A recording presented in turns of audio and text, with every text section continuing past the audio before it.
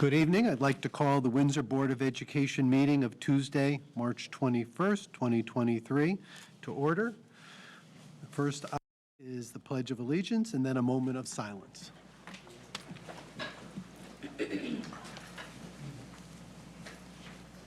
I pledge allegiance to the flag of the United States of America and to the republic for which it stands, one nation, under God, indivisible, with liberty and justice for all.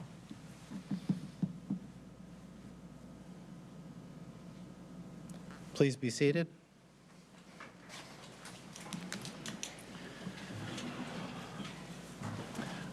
Next order item on the agenda is recognitions and acknowledgements.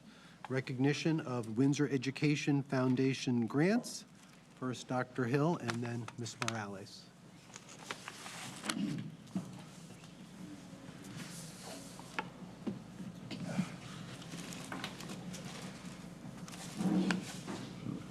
So We don't vote on it. It's not something you vote on. sorry. WEF is a nonprofit organization now in its 15th year that was formed with the goal of supporting excellence in Windsor Public Schools. Since 2007, WEF has awarded $218,892 in grant awards to local public school educators. The grantees funded for the school year 2023 will directly benefit nearly 2,000 students across all grades. Additional support has been provided in the form of school supplies and scholarships.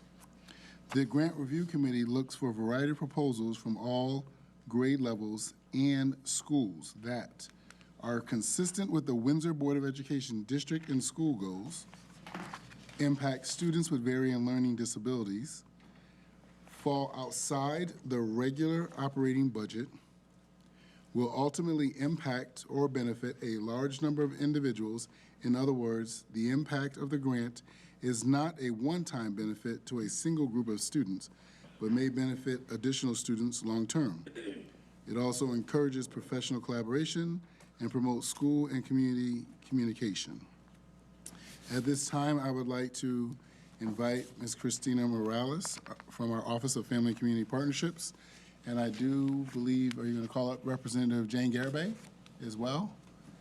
And they're going to take it from here. Thank you, ladies.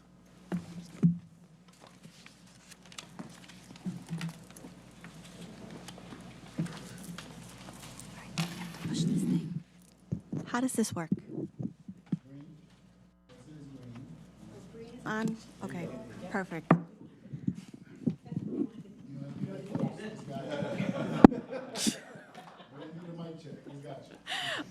All right, can you hear me now? Okay. So thank you for having us today. Jane and I will be, Jane Garibay, our state representative, will be presenting on behalf of the Windsor Education Foundation a check for the teacher mini grants that we have received for this school year. A little bit about the Windsor Education Foundation. It encourages community support for excellence in public education and provides funding for innovative projects and programs in the Windsor Public Schools. It is a 501c3 organization, and we are very thankful and grateful for the opportunities that you afford all of our teachers here in our district. And I will toss it over to you. Okay, thank you. I'm here today as a member of the Windsor Education Foundation, not in my state role, but we're just really excited to be able to do this because this is one of a program that helps our teachers in the classroom, which then, of course, trickles down to our students. But most organizations are supporting the schools directly, the kids directly, and this supports the teacher. This year, 6 grants were awarded for the total of $7,775. We do go up to $15,000, but this is what came in this year, and that was chosen. There were some that were not. One of the programs is from the high school, and it's the LGBTQ Education and Awareness Project. Another one at the Windsor High School is the Mental Health Awareness and Drug Use Prevention Project. Pequannock School Plants for the Future. Pequannock 1,000 Words. and I believe it was in your packets, right? So you've been able to read, but just the Soft Start project at Clover Street and School Book Project. And we're just thrilled to present this year. And we look forward to working with Christina is a pleasure, and with Dr. Hill. And again, we're just so happy to be here and to be able to present this to the schools. Any questions? Any questions? Seeing any, Mr. Pano? Yeah, I find this very interesting. Most of these are very good little projects. However, I did have some question on the first one there. It did not appear to me to be something which is fitting for an educational issue as the way it's described here. And so, I would suggest that is something that should be done at home and not through the school system. Because unlike the other items, it really is not a direct, or the way it's described, does not appear to be an educational issue, but more of a private club type of issue. And so I would suggest that it's probably not something that we should accept. That's, we wish this were something else. Anyway, that's the way I see it. It says here that they're going to facilitate workshops with middle school students to help build connections between the high school and the middle school. And I think that sort of thing should be done outside some other venue. Thank you. So I will say that some of our grants did change. This meets a mental health issue, which we know that we have all read and seen the crisis with our youth with mental health. This program there is a GSA group at the high school, and so it meets the needs of that group. The teacher presented. What she wrote was incredible. Again, I think we received maybe more than 15 grants, and these were the 6 that were chosen, and we do feel that it meets a need within our schools. Ms. Taylor? I just want to thank you for all the work that's being done. I know I have been to events for the WEF, and I have been a part of being a PTO at JFK in the past. And it's, from buses for field trips to all types of things that you guys do, and this is wonderful. And I just love to see the diversity and the grants here this year. And you mentioned that you're a 501c3, right? Mm-hmm. So basically you can do what you want with your money, right? Oh, absolutely. We have a board, not just me, but a board. There's a board, and there was a process. Yep, and, it is, and we do have bylaws, and we have rules, and this met all the criteria that we have. Excellent. Keep smiling, keep doing what you're doing. Thank you. I just wanted to add to that, too. There's a grants committee that does review. So the process, the way it works is that when the teachers submit the applications, I download them, I review them, I make sure that they are not supplanting what currently exists, and that then it goes, and I work with a district leader to review those applications, and then we put our recommendations forward. We do communicate all applications to the grant committee, and then the grant committee decides who they are going to fund. And they actually go to the full board, and the board votes on it, so it's double support there. And then it's approved through the schools. And then, So there is a process. absolutely. And then, the next step is we provide award letters, and then there's packets that I create to make sure that the staff have all the information they need in order to be successful and to be able to implement the grant till its full extent. And it's been working pretty well this year, with Jane coming in as the president recently voted in, and so. We have a good team. Yeah. Mr. Williston, did you have a question? Is there a question on this side? Go back and Any forth. questions on this side? Ms. Cantor? Thank you. I'm in agreement with all of them except for the first one because I think that should be an outside activity that should be done not using educational funds. I think it should be reading, writing, math, and science, especially the way our grades sit today. Thank you. Okay, so we don't have that criteria. You can vote down to refuse the money. I mean, so, I would like to see the money go directly towards reading, writing, math, and science. so we try to do things that are outside the normal. We believe that our school system should be providing for reading, writing, science, math, and all those basic educational tools. Ours are usually creative and innovative grants, you'll see in our mission statement, and it's for things that are outside the realm of the schools per se. I can tell Mr. Chang, we supported him with his new ping pong club years ago, a butterfly garden at Pequannock School. There were all different kinds of grants that you can see on our website. You can go and see what we've done in the past. So, Thank you. yep. Yeah. Dr. Hill? Just to clarify, and all great points coming from each individual, but because of your organization, it's not a Windsor Public School organization, and it's not monies coming to the Board of Education. You can't vote down the grants, okay? Just to be clear. Oh, I don't okay, want sorry, people to my misunderstand bad. that. Thank you. Yeah. Nathan?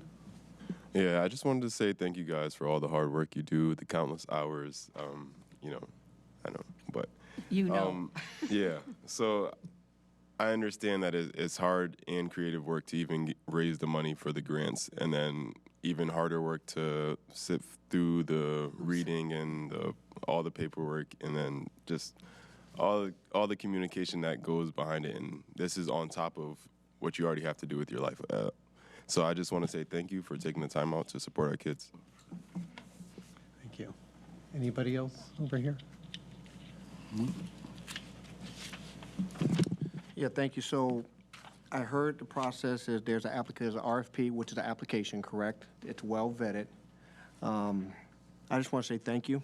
I know each of us, we have our point of views of how we feel about things.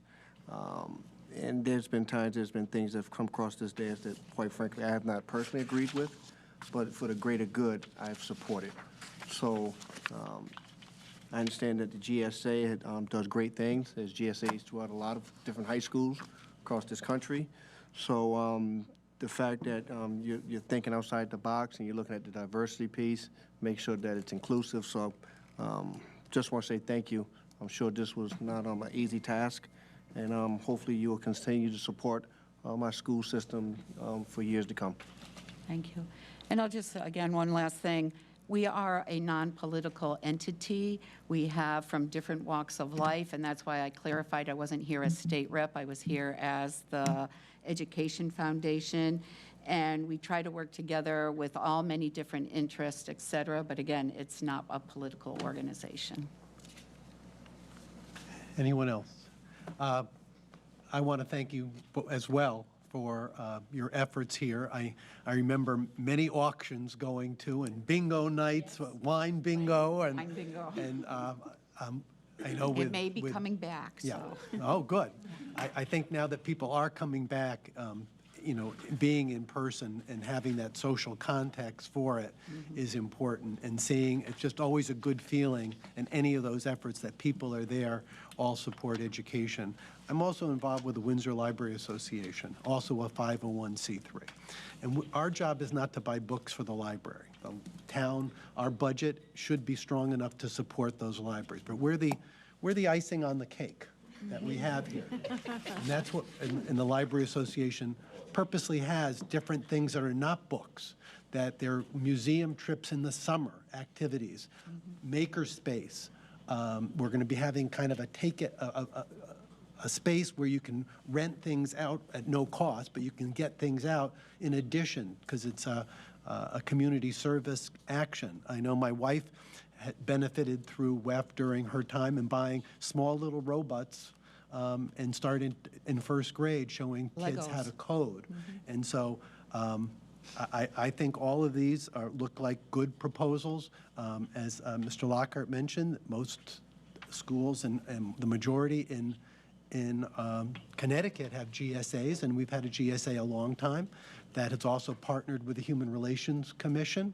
And so I think that's a very appropriate use of funds. But again, as Dr. Hill mentioned, this is not our money, it's your money, and we thank you very much for supporting our teachers. And they have a responsibility to get back to you and present what they did with your money, and I think that's a good thing too. So thanks again.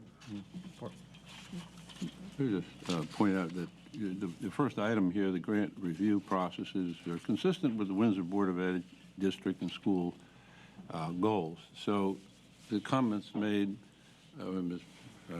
Cantor are not out of place.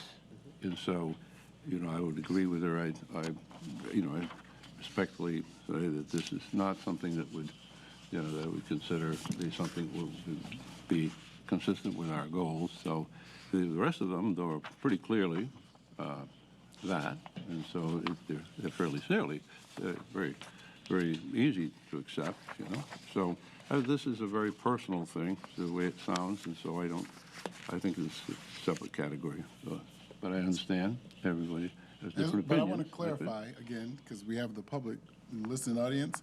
So as I said before, everyone's comments, I'm not here to judge anybody's comments. I said everybody's making great comments. I just wanted to be clear, it's not our money. We as a board, me as a superintendent, we have no power over it. But I will say it does meet the requirements of the board. We have a GSA association, which we had before I came to Windsor 21 years ago. So it's been here a long time. So that means Windsor, long before anybody got on the board or I showed up, felt that a GSA was important enough to have at its high school, which it does have. So this connects to that. So it is, I just want to be clear, it is part of what already is happening at Windsor High School. This is not a new thing. This is a connection, though, between older students and younger ones, and it talks about a multi-school, you know, summit, which is a connection with all schools, that too. So I think it's a just little bit middle school and high concerned school, about but that. again, my understanding is that would be, you know, something that parents obviously would approve if they, you know, if they're approved, they're aware of what clubs they're. So I just want to be clear that nothing's being created outside of the context of what Windsor has already had operationalized, should I say, for over 2 decades. So that teacher and the students, they're definitely in line with what Windsor has espoused since I was introduced to Windsor in 2002. Right, but the point is that this is connecting older students with younger ones and making connections and things. This is quite new. So thank you very much. Ms. Taylor, then Ms. Claes. I think it's important because we're using a lot of acronyms. Does everybody know what GSA means? I don't think people do. And I think so you're thinking that there's no connection, but there is. To Dr. Hill's point, this group has been in effect for 2 decades, but I think that maybe if you would explain or share what GSA means, or anyone explain what GSA means, then they would see the connection between. So when I came to Windsor in 2002, it's a Gay Straight Alliance. And it was an active club at Windsor High School, and has been active. And again, I said I'm only aware of it from me, being introduced to the town of Windsor and Windsor High School in 2002 when I came as vice principal. But it was absolutely a club that was in operation before I got there. So it's actually more than 2 decades. I just am aware of 2 decades. But it's the Gay Straight Alliance, and I know it's been well supported and heavily supported by this community since I came to this community in 2002. Ms. Claes?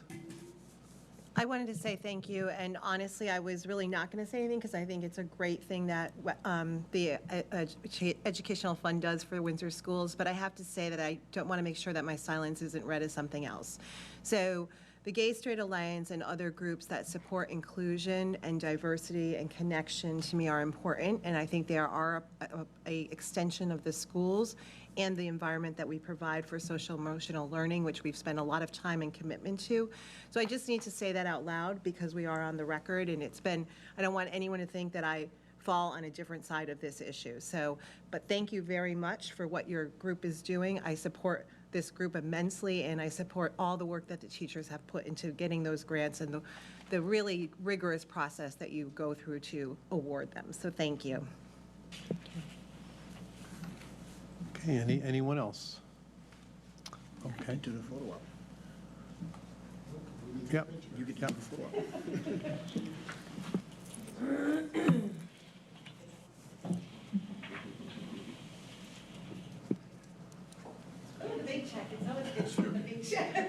Security.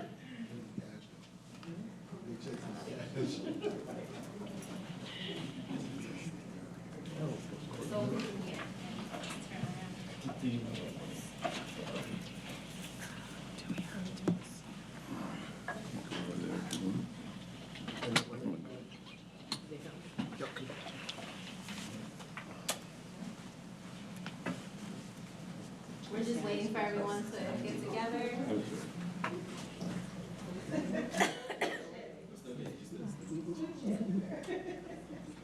All right, on three. 1, 2, 3. Thank you.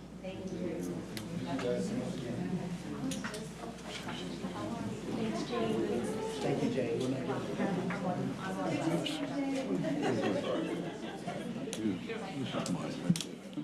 You okay?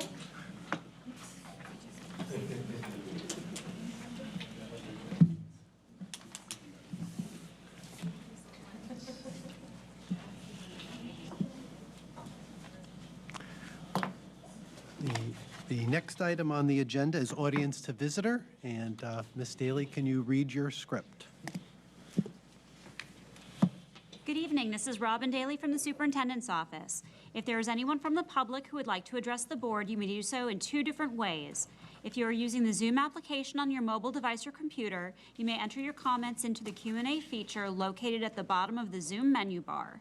Or you may raise your hand on your computer if your device has a microphone by selecting the participant's icon on the Zoom menu bar and then clicking Raise Hand, or by dialing *9 on your phone. You'll be given 3 minutes to speak. Please state your name and address.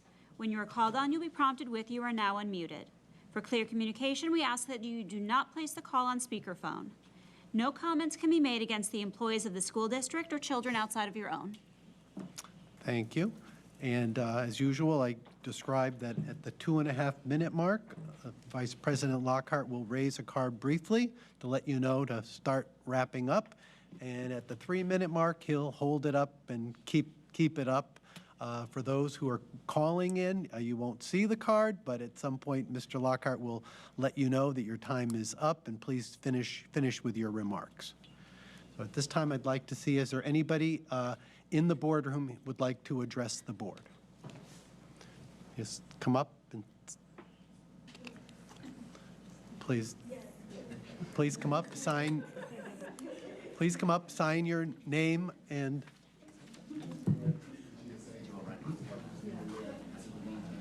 Oh, okay. Okay. So while our first speaker's coming, I just want to correct, thank you, Principal Parker, but the GSA is now called Gender and Sexuality Alliance. That's the name, Gender and Sexuality Alliance. Thank you, Mr. Parker.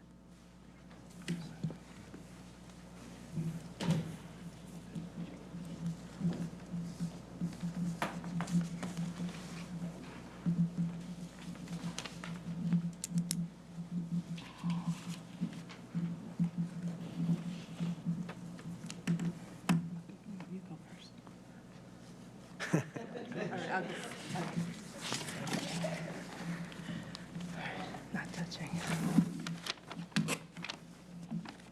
How do I know when it's the go? Oh. I wanted to share my concerns about the new ad drop policy at the high school. When I raised my concern with the high school administration, I'm sorry. If you could, for the record, just state your name and address Oh, I'm as sorry. well. Sorry. My name is Michelle Stillman, and I don't know why I'm looking. I know where I live. I'm at 23 Sand Hill Road in Windsor. And I'll restart the time. I'm sorry, thank you. I wanted to share my concerns about the new ad drop policy at the high school. When I raised my concerns with school administration, I was informed that administration made the decision to eliminate ad drop from the school year as they would like for students to work with their counselors and teachers to make more informed decisions on the courses they are requesting during course selection and over the summer in order to eliminate major movement in teachers' class rosters during the beginning of the semester. I can appreciate that doing away with add drop during the beginning of the school year would make life easier for teachers and counselors, but I cannot see any way in which this change would be in the best interest of students. Most high schools and even colleges recognize the importance of add drop, so I'm not sure why Windsor sees eliminating this option as beneficial to its students. I understand the expectation is that students would have conversations with counselors and teachers during course selection, but I believe many students will have a hard time making an informed decision based on only what they hear from teachers and counselors or what they read in a course catalog. Many students need to learn through experiencing a class, especially in the context of their daily schedule, in order to discern whether they have taken on too much or have not challenged themselves enough. A student often needs to experience a class and a teacher in order to see if they are a good fit. To give an analogy, when you purchase something online, you can read the description, read the reviews, and do as much research as possible, but sometimes when what you have bought arrives, it is not what you had hoped, and you need to return it.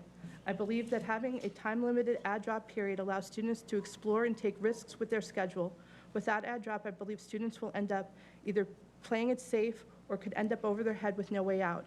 Younger high school students can lack insight into what classes or levels might involve, and older high school students might change interests and would benefit from being able to change directions. Another concern with the new add drop policy is that I do not understand how it aligns with the social-emotional learning that Windsor High has been promoting. If a student is stuck in a class that they feel they cannot succeed in without an option of making a change, this could create unnecessary social and emotional difficulties. And if a class has students who no longer have interest in the class or who feel that the class is not a good fit but cannot make a change, there is a greater risk of behavioral issues. Without add drop, families are being encouraged to make changes during the summer, with students reaching out at different times throughout the summer. It seems just as complicated to try to make any changes.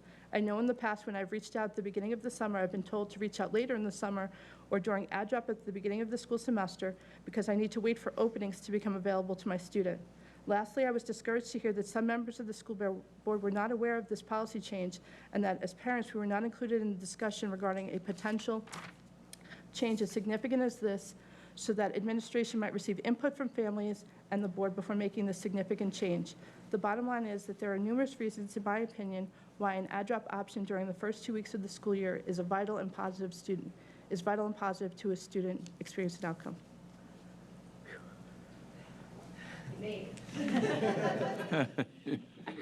Thank you very much. And just to let you know and others know, during audience to visitor, it's really an opportunity to say something to the board. It's not an exchange that goes back and forth, but I believe the add drop will be discussed, I think, in the superintendent's report, in case you want to stay. Thank you very much. You want me to stay here while you read? Hello. You have to say your name. All right. My name is Ryan Stillman. Also 23 Sand Hill Road, Windsor, Connecticut. So I also wanted to speak to the value of add drop from the perspective of a high school student. My brother Will was supposed to be here, but he's not comfortable speaking in public. But I can share on his behalf about how add drop helped him this semester. Will was able to take the risk to try to take lifeguard training, to try to take a lifeguard training course this year. However, after the first week, he felt that he could not adequately keep up. Rather than lose the opportunity to earn a credit during the semester, he was able to drop the class, release the spot to someone else who wanted to add the class, and add a different class that better suited him and alleviated his anxiety. I do not believe that the switch during the first 2 weeks set him back as a student, nor did it appear to impact his trajectory during the semester. I do not think that having a set roster at the beginning of a semester is more important than having a group of students who feel the class is a right fit for them. I'm currently a high school senior, and I'm currently trying to figure out what I want to major and pursue in college.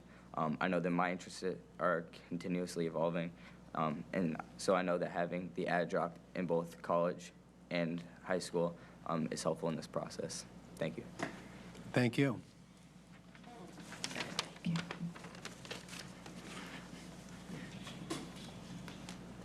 Anyone else who'd like to address the board here?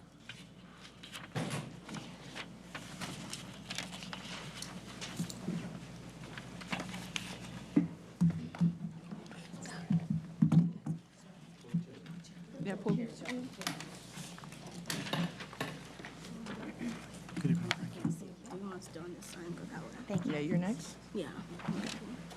You. You want to go? That's fine. I can make it big. No, that's fine. I'm just gonna say we are Black Excellence from Windsor High School. We have to be like where we're from. Let's all say that. Our school has my address already. School dropper. For Titanic.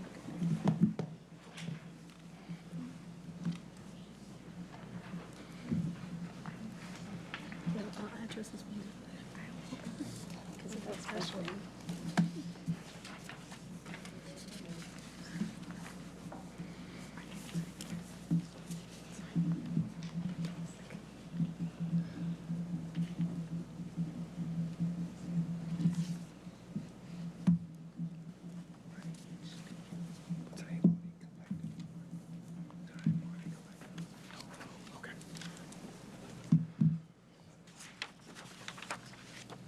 Sage, are you each going to speak, or? Yes, so you Okay. wanted us to say our, I mean, you each get 3 minutes if you want to, so it's, So can we get 12 minutes as a group? You can pass it. you got 12 minutes collectively, I guess. I was Nice. just kidding. I was kidding. I was kidding. Seriously. yes. Would you like us to all start with our name and which school we're from? Yes, and then try to, you might have to pass the mic to be Oh, heard okay. So you can start. Okay. over the An airwaves. address, not, Okay. Yeah, not the name and school. address. Yeah. I'm Liana Dongo, and I'm from Windsor High. You have your address? Oh, my address, sorry. 138 Colton Street. I'm Sage Dehaney, 208 Mountain Road. I'm Albany Chambers, 14 East Wolcott. My name is Jasmine Brown, and I live on 85 Highland Ave. All right, good evening. We are Black Excellence, an active club at Windsor High School. Today, we would like to address our Windsor athletic teams facing racism on multiple accounts, including the most recent quarterfinals girls basketball game. Based on research, we have found these incidents to be extreme violations of the CIAC Code of Conduct. As a community, we feel these violations have yet to be addressed. We're looking for your support in our plan. We want to meet with the CIAC Council directly to get the Code of Conduct revised on spectators and the repercussions of violations.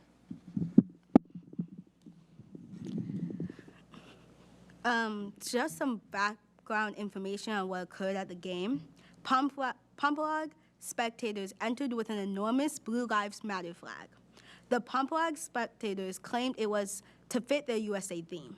While the Windsor team were facing the Pompolog student section, as they were warming up, they faced these waving flags. Most people described it as an act of intimidation. While some Pompolog students also chanted monkey noises, and one witness even claimed to have heard some Pompolog students say racial slurs. After almost 30 minutes went by, a Windsor staff member approached a member from the CIAC board, commenting, "This is kind of offensive." To which a CIAC board member replied, "Oh, that can be considered offensive," before moving towards telling the student to put the flag away, even though it remained up.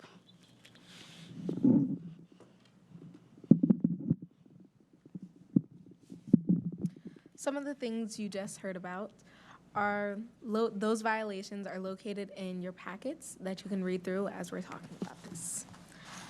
One of our biggest concerns is the lack of response/urgency, or even respect to our basketball team regarding the violations that occurred.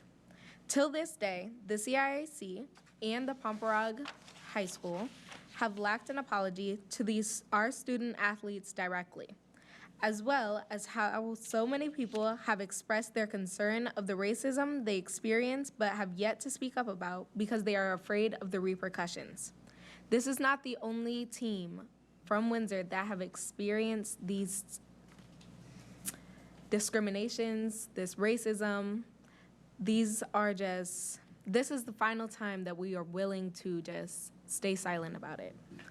One of our most important part is our next steps. We want an apology for our girls basketball team.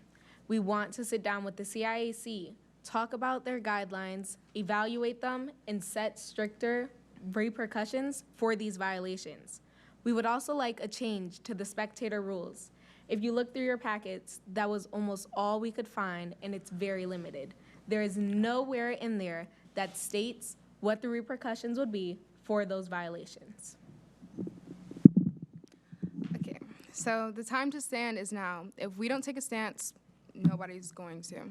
We need your support to move forward in this plan to clear the path for our future athletes so they won't have to experience this kind of discrimination that our Windsor public teams athletically have been facing on many occasions without justice. We need your help to get us to the CIAC, and we appreciate your time and support. Thank you very much. Thank you.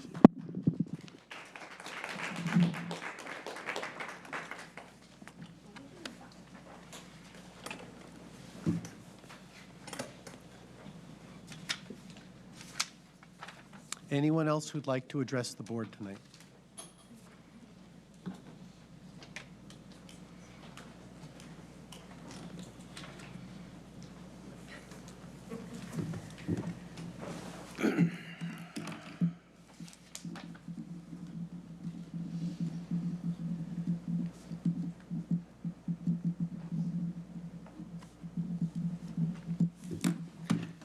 Hello, everybody. Missed you guys. Sorry, been busy. James Madison, 8 Fitzmaurice Circle. So I believe that the government that governs least governs best. That makes, in our little world of Windsor, you part of the federal government of Windsor. Follow my analogy on this. It makes the schools the states, and it makes the rooms the municipalities. I say, and by the way, just because the federal government doesn't do something doesn't mean it's anarchy. It goes to the states. Just because the states don't do something doesn't mean it's anarchy. It goes to the municipalities. You know that quite well. Now, I say this to say I want to address the dress code. Got the connection? Of course not. Not yet. So when I go into the schools, I see a tremendous amount of wasted energy trying to get the kids to obey the dress code. And I look at that and I say, wait a minute, that's energy I'd much rather see spent somewhere else, anywhere else. And so they're constantly talking to the kids about how their hoods are up or whatever. And I would like to see that actually changed. And so I did check with the new student rep to make sure this is still an issue, because I know it was, because I haven't been here for a few sessions. And it's still on the table. And so I think actually we should seriously consider changing the dress code to allow kids to be more able to do what it is they choose to do, within reason. Again, saying that the federal government changes the rules so that the local governments can do what they need to do, such as the principals making the rules for the schools, doesn't mean they wouldn't put some restrictions in place. But I think that it's an interesting opportunity to say, can we reduce the amount of regulation at the highest level in our town, turn it over to the principals, turn it over potentially farther than that, and let the enforcement be what is reasonable based on those local guidelines.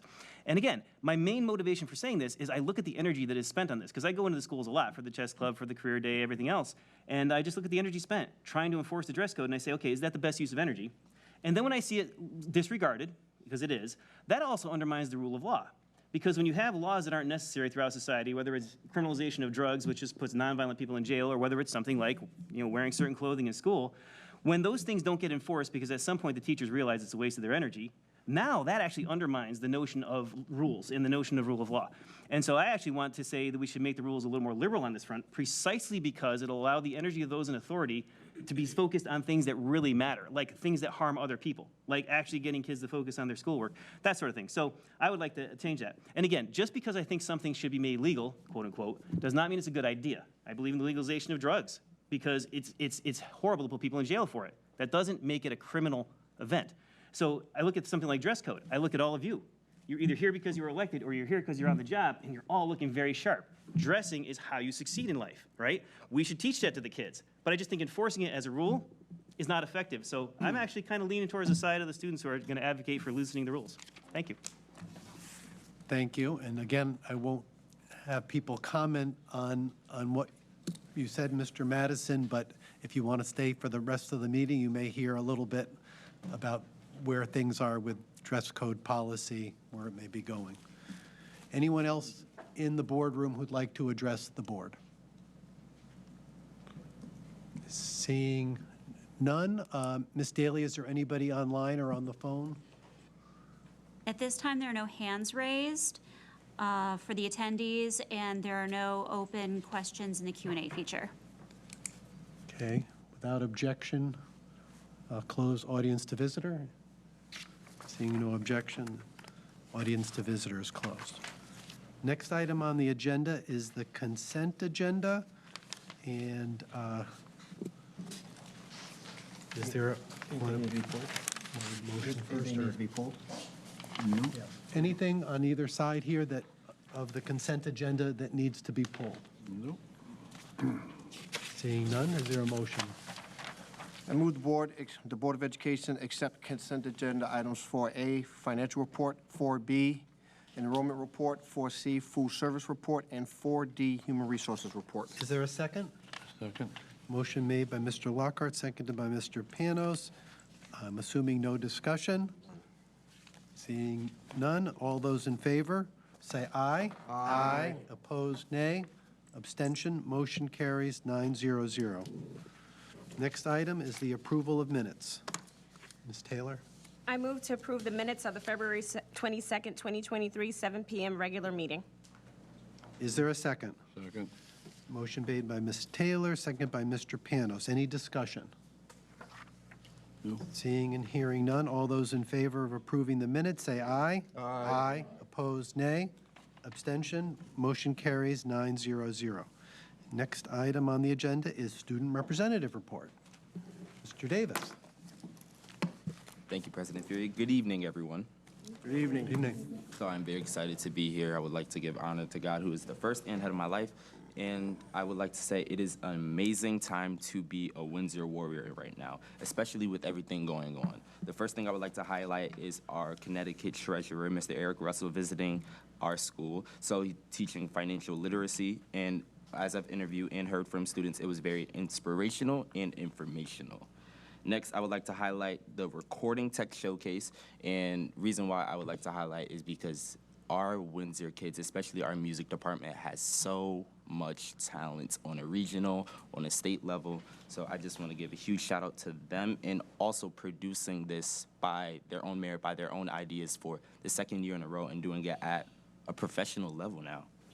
So I would like to highlight our winter sports are closing and our spring sports are opening. So some things I would like to highlight is that we had 67 athletes reach the CCC All-Academic Team. 6 for boys.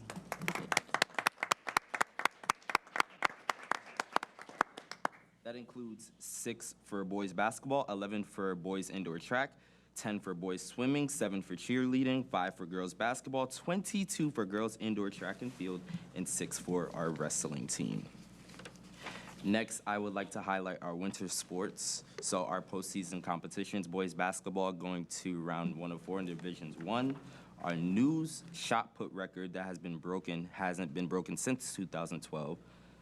Class L champions when it comes to our boys for multiple events. Our boys swimming, we have a 19-year-old school record broken. One of our girls basketball players reached 1,000 points. Amazing, amazing achievements overall. So I would like to say amazing job to our athletes. And for our all-conference team, we have 4 for boys basketball, 7 for boys indoor track, 4 for boys swimming and diving, 3 for girls basketball, 7 for girls indoor track and field, 5 for wrestling. And for our all-state teams, we have 6 on boys indoor track and field, 1 on girls basketball, and 4 on girls indoor track and field. So that being said, as spring sports are opening up, we have our outdoor girls and boys track, softball, baseball, girls tennis, boys and girls lacrosse, and a new one, boys volleyball.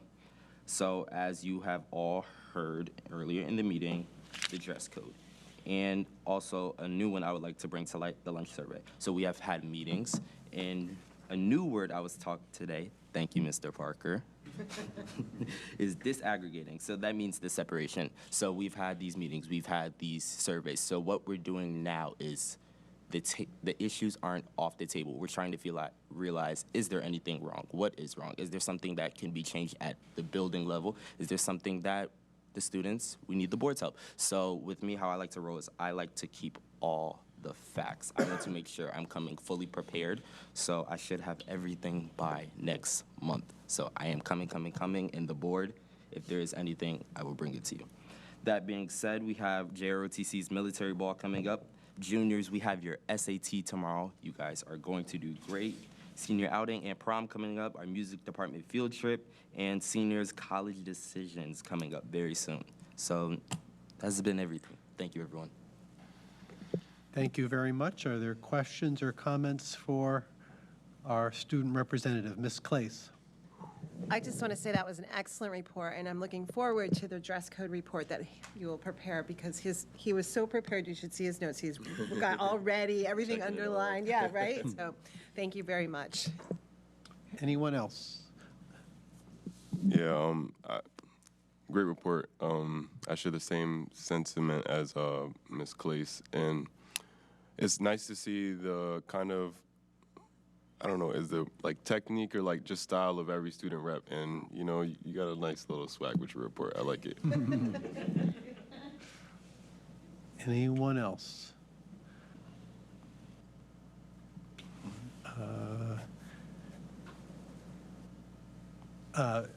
Tristan, I know we happen to have with Sage and Liana here, you all came with us to the Capitol, and were able to also talk your truth, all three of you there, so good job. And as I usually say, if you want to stay for the rest of the meeting, you're more than welcome. And I guess you're not taking SATs, so lucky you, and you may not have school tomorrow as well, probably. It's a study day, so you're welcome to stay, but also if you have things to do, we understand that. Next item is the President's report. On February 24th, I was at JFK. I know Miss Taylor was there at some point, and I saw her mom as well, to help with the Apex run. And I didn't get sick, and I don't know how many kids came to me huffing and puffing after running around the gym for, a half hour and having to sign their little form that said how many laps they had done. But I know Stephen's class did very well, Miss Taylor, so. On March 2nd, my wife and I were at Pequannock for Read Across America Day. I read to a first grade class. That's always a fun day to be there and to talk with students as you're reading. It's a great experience. On March 8th, I was at, as I mentioned, with three students. Two of them have now left the building. For CABE's, it used to be called CABE's Day on the Hill, but now we don't walk from the Bushnell to up the hill or down the hill to the Capitol, so it's just kind of CABE Lobbying Day, the Connecticut Association of Boards of Education. And we were one of several districts to bring students. We were allowed to bring three, so we did make that offer and had three excellent students who exchanged their ideas with the CABE group and CABE staff. Also met with both Jane Garibay, who was here before, state rep, and Miriam Khan, and Senator Doug McCrory. The students were also on a tour of the Capitol, and I think that was important, and I know they got a lot out of it, but they missed Dr. Hill, Mr. Lockhart, and myself meeting with Senator Kissel, who's got a very small part of the northern part of Windsor in his district, but I did remind him I happen to be in his district personally. And I also spoke at the Education Committee, who had a hearing on a number of bills. I attended a dress code committee, as did Ms. Taylor and Mr. Wollaston, and hopefully they'll flesh that out a little bit more in the school reports. Team Paragon Robotics participated in a two-day competition up at Western New England University on March 17th and 18th. We had a nice visit from Assistant Principal Derry Thomas, who came and checked out, stood in the stands and cheered with us, and also went into the pit area and met some of the students and mentors as well. Last night, I was at Pequannock STEM Night with Team Paragon as well. Several students and mentors, including Mr. Gazakis and our robot for this year called Ready Kilowatt. April 27th, the team will participate in a STEM night at Oliver Ellsworth, making sure we don't just pick and choose, but we try to get to all the schools. Team Paragon will again be competing April 1st and 2nd at Hartford High School. That's open to the public. And also on the 1st is the TSA State Conference is actually being held at Sage Park on Saturday. I don't have the times, but that is a great event that we were able to secure. And I know Megan and the kids there, I'm sure will be very excited. Unfortunately, we have several students on Team Paragon who are also on Technology Student Association. So we're losing a few students on Saturday to TSA. That is my report. Any questions? Don't all jump at once. Seeing and hearing none, the next item are school liaison reports, and start with Windsor High School. Ms. Taylor. Thank you, President Fury. It's hard to follow our student liaison. He really hit a lot of the amazing happenings happening at the school, so I'll just jump right into my reflection. First and foremost, I am always blown away by our students when they come and they speak in front of us. It is very intimidating as an adult. I've been on the other side. I know how it is to gather your thoughts, and even though your knees are shaking, you get it out, and that just goes to show how amazing our students are. Inside the classroom and outside, because they didn't have to do that. They could have been anywhere, and they chose to speak their truth. I, as a parent, was at the Pomperog game, and I'll just put it out there, it was disgusting, the display from their student cheering section. But our athletes didn't waver. They played the game. Our cheering section, our band, our cheerleaders continue to be the excellent representation of Windsor student athletes and musicians and gymnasts that they are. I'm very saddened by the culture and climate in other places. Sometimes I guess we get a little too comfortable here in Pleasantville, and then you go out in the world and then you're kind of put into culture shock. The students before you are part of the Black Excellence Club. They invited me to a meeting because I was a parent that was there.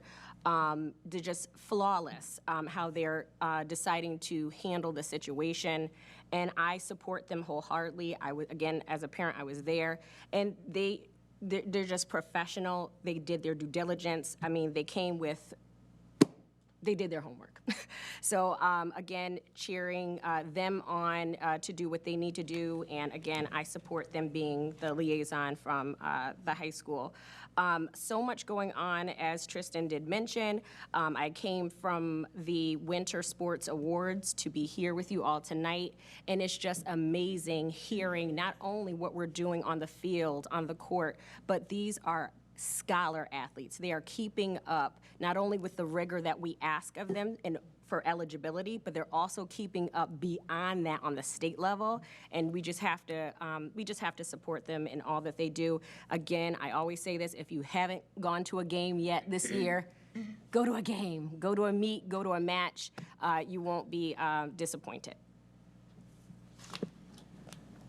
Mr. Wollaston? Sorry. Just to piggyback off Ms. Taylor's remarks, first and foremost, I have to award the bravery of, I believe, all five, included the young man who spoke earlier, of the students we had from Windsor High today. I understand it can be a daunting task to come up and speak before us, but they really presented really well, and it was really nice to see. In the spirit of bravery, I'd like to also recognize the girls' basketball team for really fighting and pushing through what could be spoken as nothing less than a devastating event to have to go through, or just to be taunted. Monkey noises in 2023 is literally insane. But those girls, they're strong. and they're brave, and I just really like to really, in the spirit of Women's History Month, give them a little nudge on the shoulder as well, because they really, although we didn't win the game, they put up a fight for sure. And I've been to a few games this season during the regular season and the postseason, and they could ball for real. But on another note, David, as President Fury mentioned, the three of us, we attended the Windsor High School's Action Club. They had a kind of like an open forum, just a discussion on where we are in the dress code. As our student rep said, we're kind of just filling things out. It was really just a discussion on how everyone feels about how it exists right now. What are some things that are good? What are some things that are bad? What are some things that could possibly be changed? So it was nice to hear the perspective of multiple races, multiple ages. You have students, you have teachers, and you have board members as well. And it was kind of just an open discussion on where are we right now, because we have to figure out where we are right now before we figure out where we want to go. And it was really a good conversation, as the student rep said, in gathering all the responses and gathering all the sentiments and remarks. We'll be able to pave a path forward on what we should do now.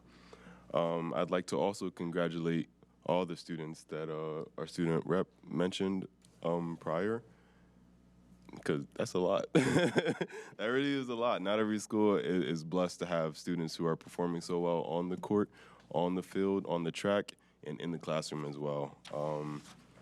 Yeah, and that pretty much wraps up all I have for today. Thank you. Questions? Oh.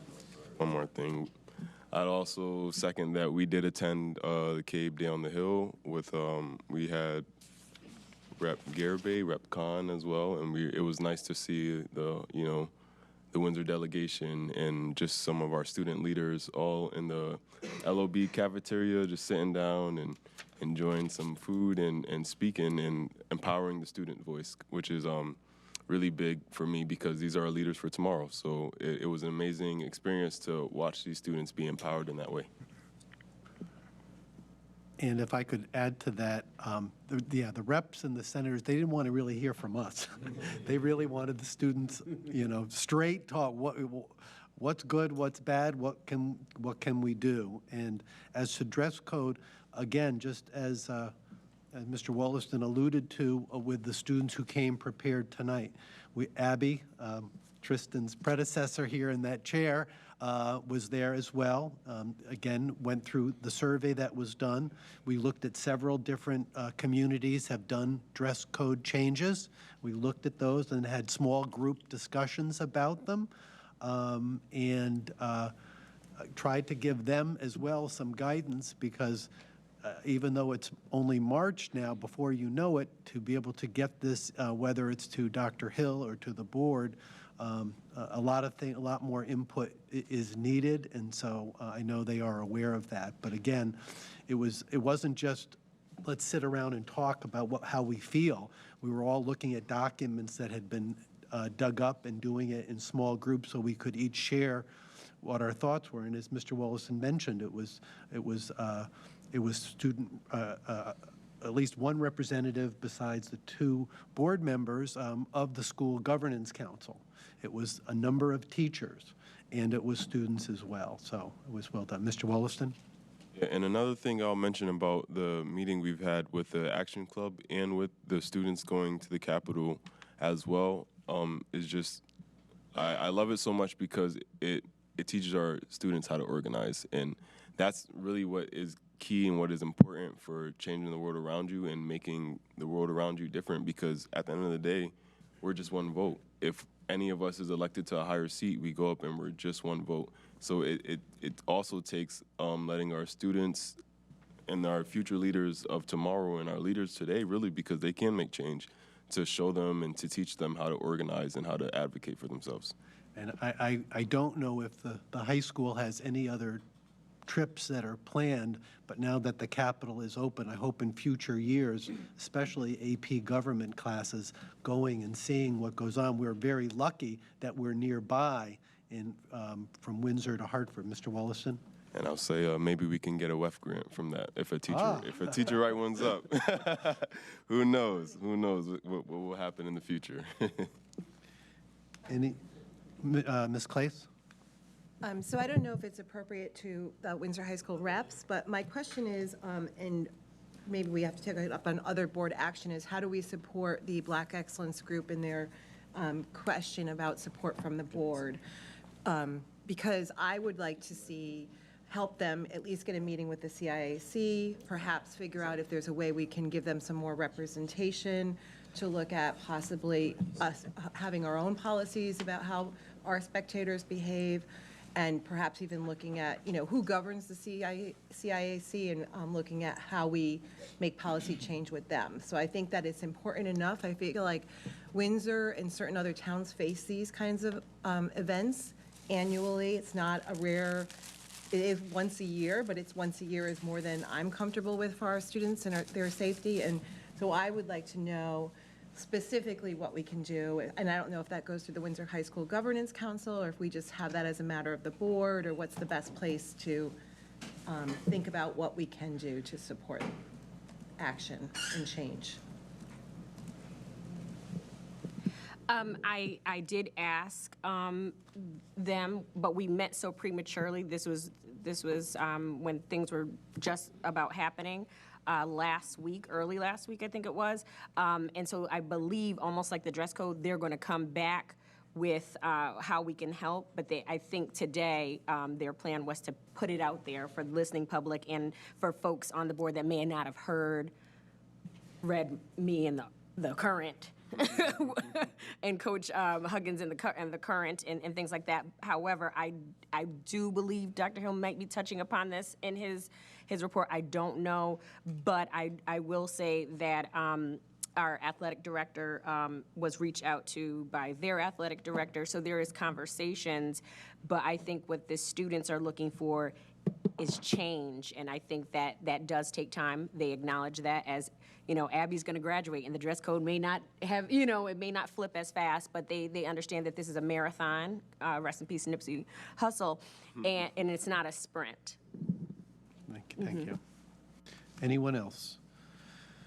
Next is Sage Park Middle School report. Then we'll start with Mr. Halleck. Thank you, Mr. President. We got some great things going on at Sage Park. On March 29th is the Unified Arts content night, from 6 to 7 p.m. On April 1st is SEL Family Engagement Summit. That's going to be from 9 until 2 p.m. The 8th grade Washington DEC trip is coming up, and a luggage drop-off for that is going to be on April the 2nd from 8 a.m. until 12 p.m. And finally, I just want to say congratulations to our boys basketball team who won the CRAL championship. That concludes my report. Thank you. Ms. Claes. Yeah, I would just add that the summer enrichment registration is open for students, and I think Principal Jorgensen is celebrating a 20-year anniversary with our schools or something like that, right? Did I see that? Yeah. On a Facebook page or something? Yes. 15. Oh, 15? I think it's 20.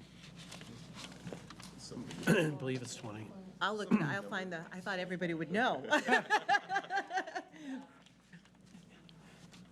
It's listed in the superintendent's office there, all the 10, 15, and 20 years, so someone can run down. I think it is 20. Oh, her marriage.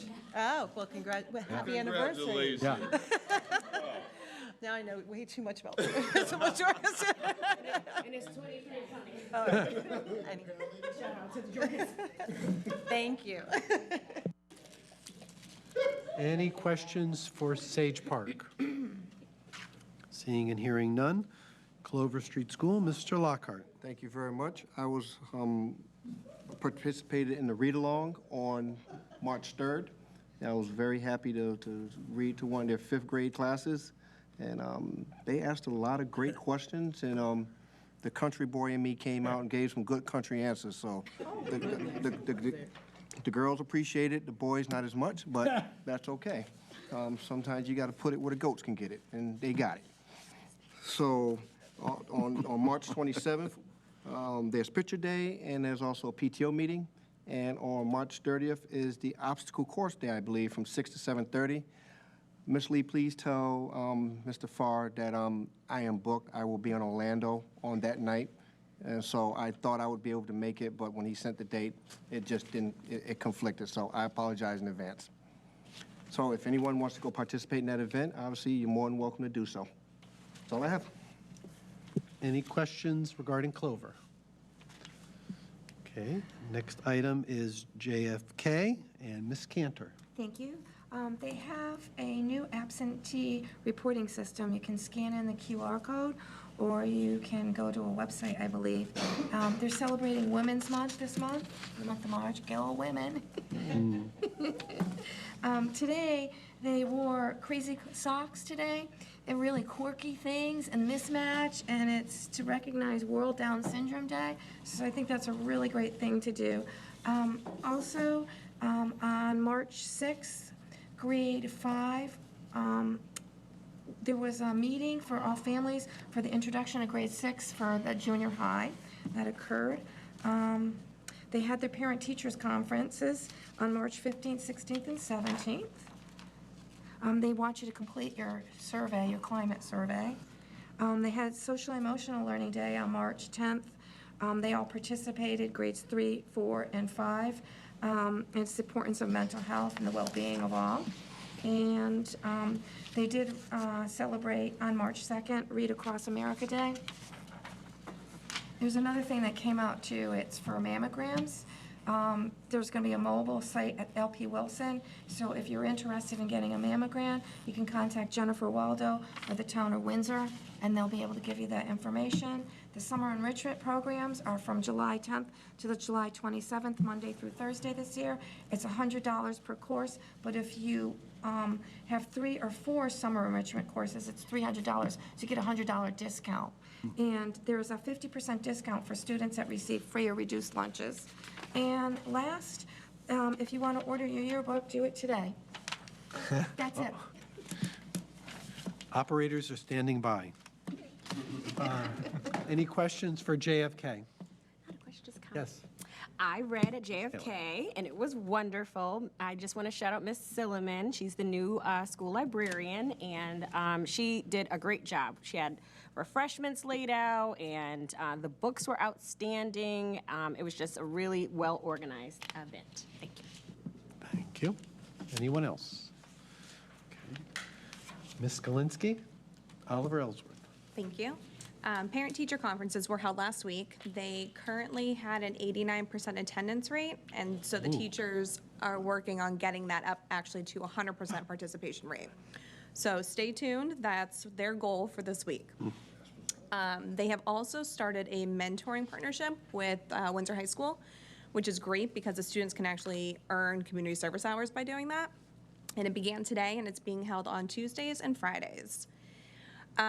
The Booster-a-thon, which OE did Apex last year, we have moved away from that and went to a new company. I believe Pequannock and Clover did that, and they had such a great success rate that OE decided to change it as well. And so that begins on Thursday, and it ends on Monday, April 3rd with a Just Dance event instead of a fun run. And so the kids are super excited about that. The goal is to raise $12,000 this year. Last year they raised $11,000, so we believe that they can do it. And then for anyone who doesn't actually know what those funds are used for, it's used for future events like field trips, Teacher Appreciation Week, and then one of the biggest things that OE does is a spring carnival. And so I'll get to that in a moment. But we also have a handful of upcoming events. You know, they have a Yard Goats game, which is super fun. You know, the PTO, they get a handful of tickets, I think it's about 175 maybe this year. Don't quote me on that number, but it's great because the students and parents all sit in the same section, so these kids get to actually hang out at a baseball game together and socialize, because most of them are not really interested in the game.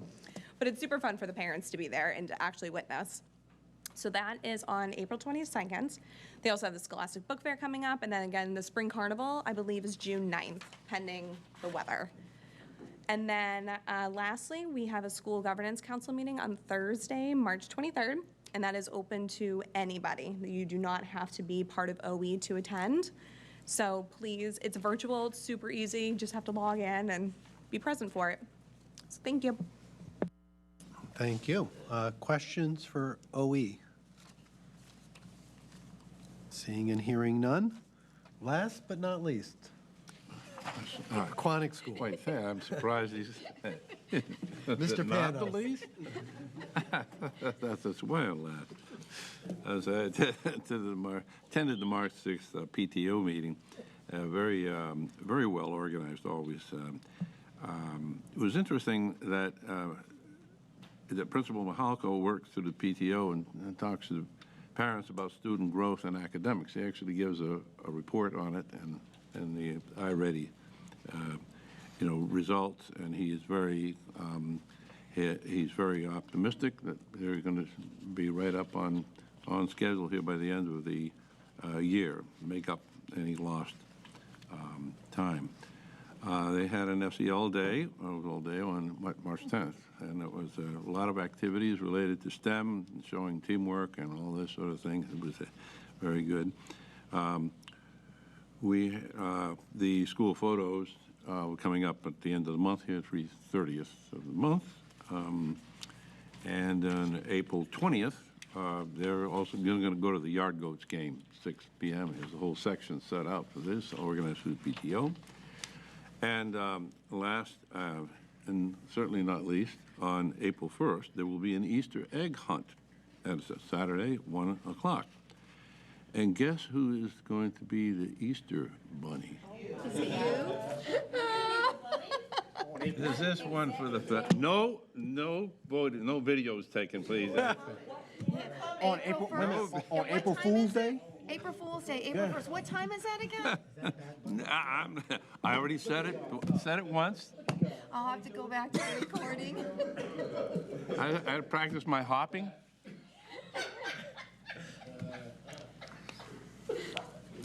There you go. What am I going to do with I'm gonna eat all the eggs. You probably still have a lot of Hershey's Kisses there, too. Give them away. That ends my report. Any questions for the Easter, regarding Pequannock? For the Easter bunny.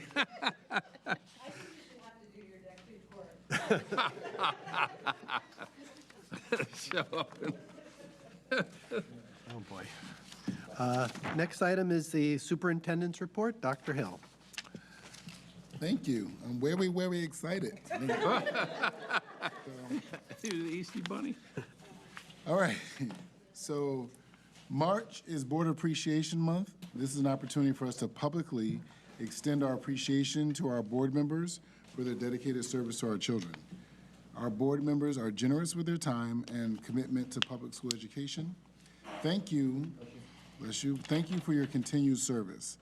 The dish you have received this evening was made especially for you by Ms. Marge Reynolds' art students in the Spark program and the CBTA program. So we hope you all enjoy it. That's custom made. Custom made. So eat the candy, but the bowl is forever. Wow. Okay.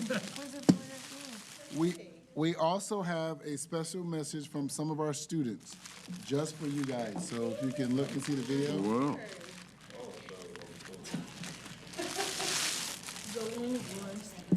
David Peary.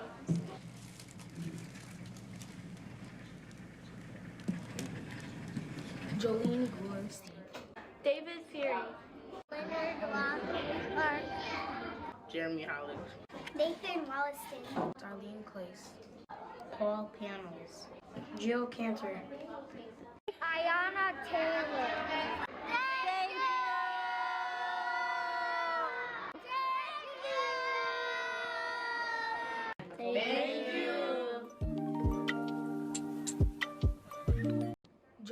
Gorsi.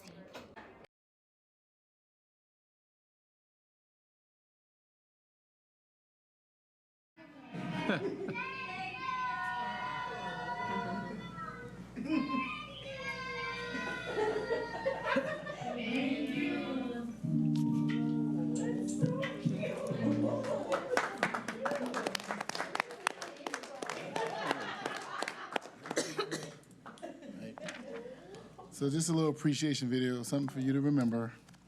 Thank you to the Windsor Education Foundation for joining us this evening earlier. The district appreciates all the hard work put forth by the foundation to donate funds for these exciting initiatives.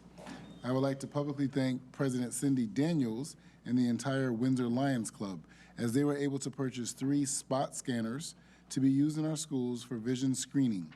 The Lions Club now has a trained vision screening team and are in the beginning stages of possibly doing the vision screenings in our schools next year. In the state of Connecticut and beyond, teams of Lions successfully do this service. Lions have just completed screenings using the spot scanner for more than 1,200 children in Windsor Locks, Enfield, and South Windsor. It has come to my attention that there are families in our district who are refusing to pay for their child's food bill with Windsor Food Service. The Windsor Public Schools participate in the National School Breakfast and Lunch programs, and we are obligated to feed any child who needs a meal. The USDA sets the guidelines for feeding children in public schools who participate in the National School Breakfast and Lunch programs.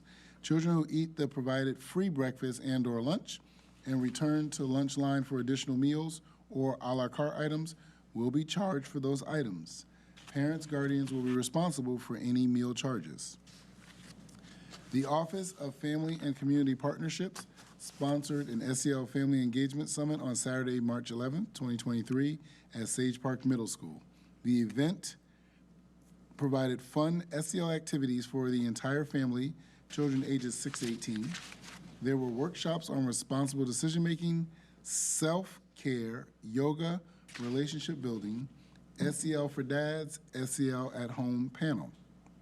My March coffee talk was held at 10 a.m. this morning. Turnout wasn't really big, but it was, I was excited because it was like a bunch of men. So I usually don't get the men to come to the coffee talks. It's usually a lot of women. So it was men this morning. That was interesting. My April coffee talk will be held on Wednesday, April 19th, 2023 at 5:30 p.m. in the LP Wilson Auditorium. Please RSVP on the district website. Spring break will begin on Good Friday, April 7th, 2023, and continue through April 14th, 2023. Schools will reopen on Monday, April 17th, 2023. Next, I will call for Dr. Haiti to address. We had 3 questions presented to us, and Dr. Haiti is going to respond to the board's 3 questions at this time. Thank you, Dr. Hill. Our first question tonight from Mr. Paul Panis. Does the administration at Windsor High School try to do something about the students who are failing courses, especially after mid-year? And if so, what is that? So yes, absolutely. We do have numerous systems in place to address students who are failing before and after they fail. So we do not just wait until after the fact.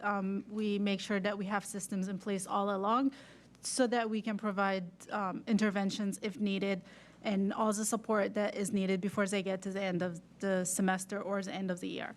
So as you all know, we have semester courses and we have year-long courses. So about the second week in January, our first semester ended. So students who failed the first semester have been, counselors are meeting with all students who fail the first semester, not just at the end of semester, but after the second quarter, after the first quarter, which is halfway through the semester. So we have 4 quarters. The second quarter ends the first semester. So after the ending of the first quarter, that gives us an indication of students who are at risk of failing. So counselors meet with their students and provide any intervention needed. So we have different systems. We have Saturday school. We have after-school tutoring. Students are able to go to a learning lab during their study hall if they have a study hall during the day. So they can choose, depending on their schedule and their time, to go get additional help if they are failing or at risk of failing. Once the semester is over and students have actually failed the semester, parents are contacted, counselors meet with the students, and students are still in the class. So if it's a year-long class and you failed the first semester, you're still in the class. And then you're also in Genuity or credit recovery so that you can recover the first semester of the class. So failing the first half does not necessarily mean that you're going to fail the entire course, and doesn't mean that you need to make up the entire course. So we allow students to do that. If students end up at the end of the year not able to recover the first semester, and they also fail the second semester, so they end up failing the entire year. And at that point, they have two options. They come in over the summer for credit recovery to recover that course, or if they do not do that, and we have different guidelines for who qualifies for credit recovery. So you have to have at least a 40% average in order to enroll in credit recovery. So if you failed the course, let's say 15%, if that's all you got, an average of 15%, you would not qualify to take credit recovery. You have to re-enroll in that same course next year in person. So credit recovery is not for everyone, and we do have certain criteria, like I said, for credit recovery.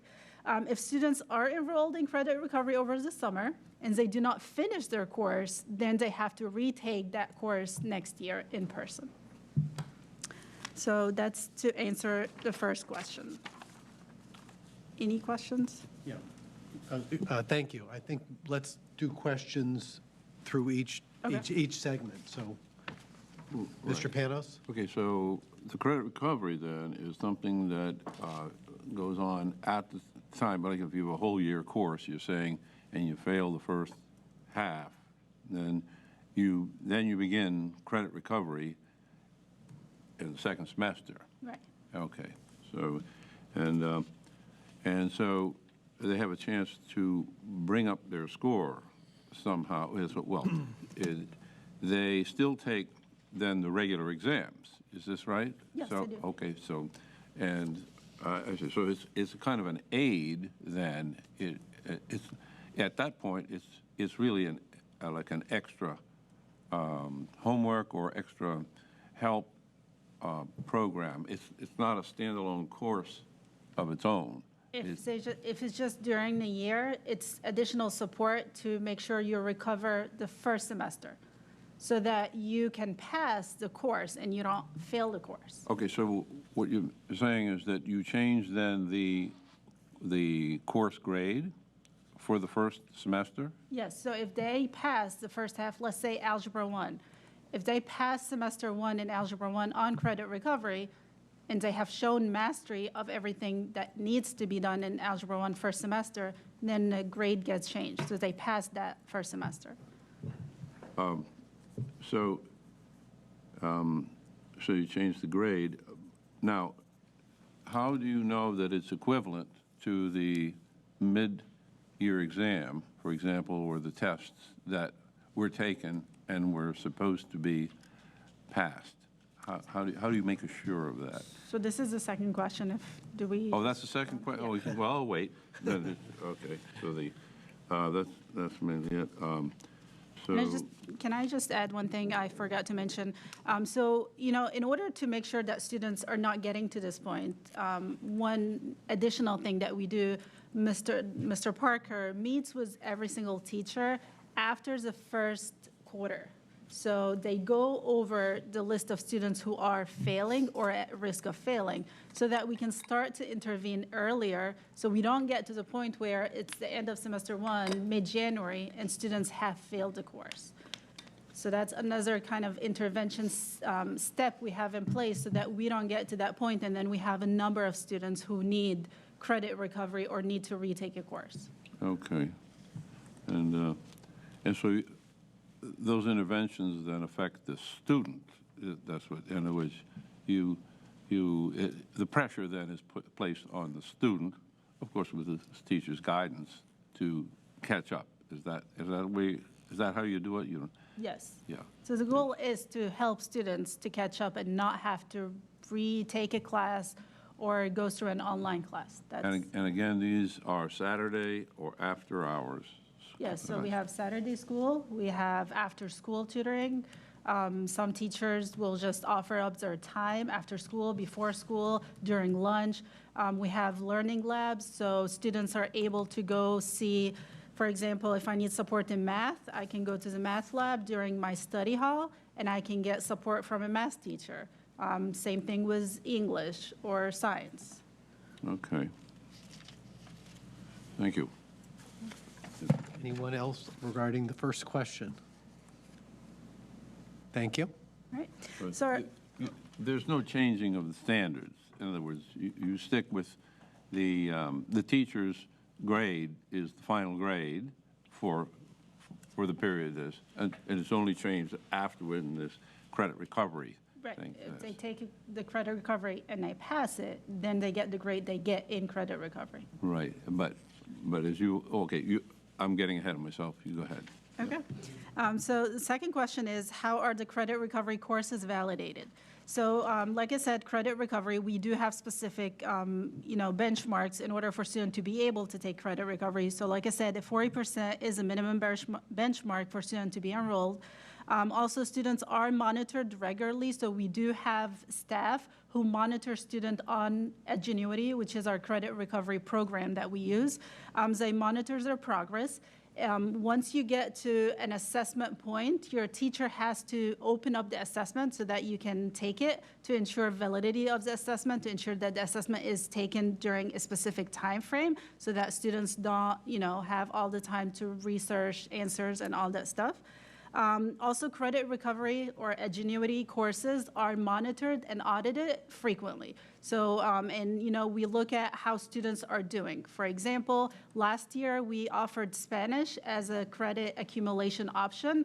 We monitored, before we even allow students to get on the course online, we looked at the curriculum and we made sure that it aligns to our Spanish 1 curriculum at Windsor High School to make sure that the standards are the same, to make sure that the level of rigor online is the same as in class. However, after that first experience, we heard student feedback and we talked to that teacher who was doing that course, and we learned that it wasn't the best platform for students to learn a language. So in turn, we're not offering Spanish as a credit recovery option this year. So we have that also in place to make sure.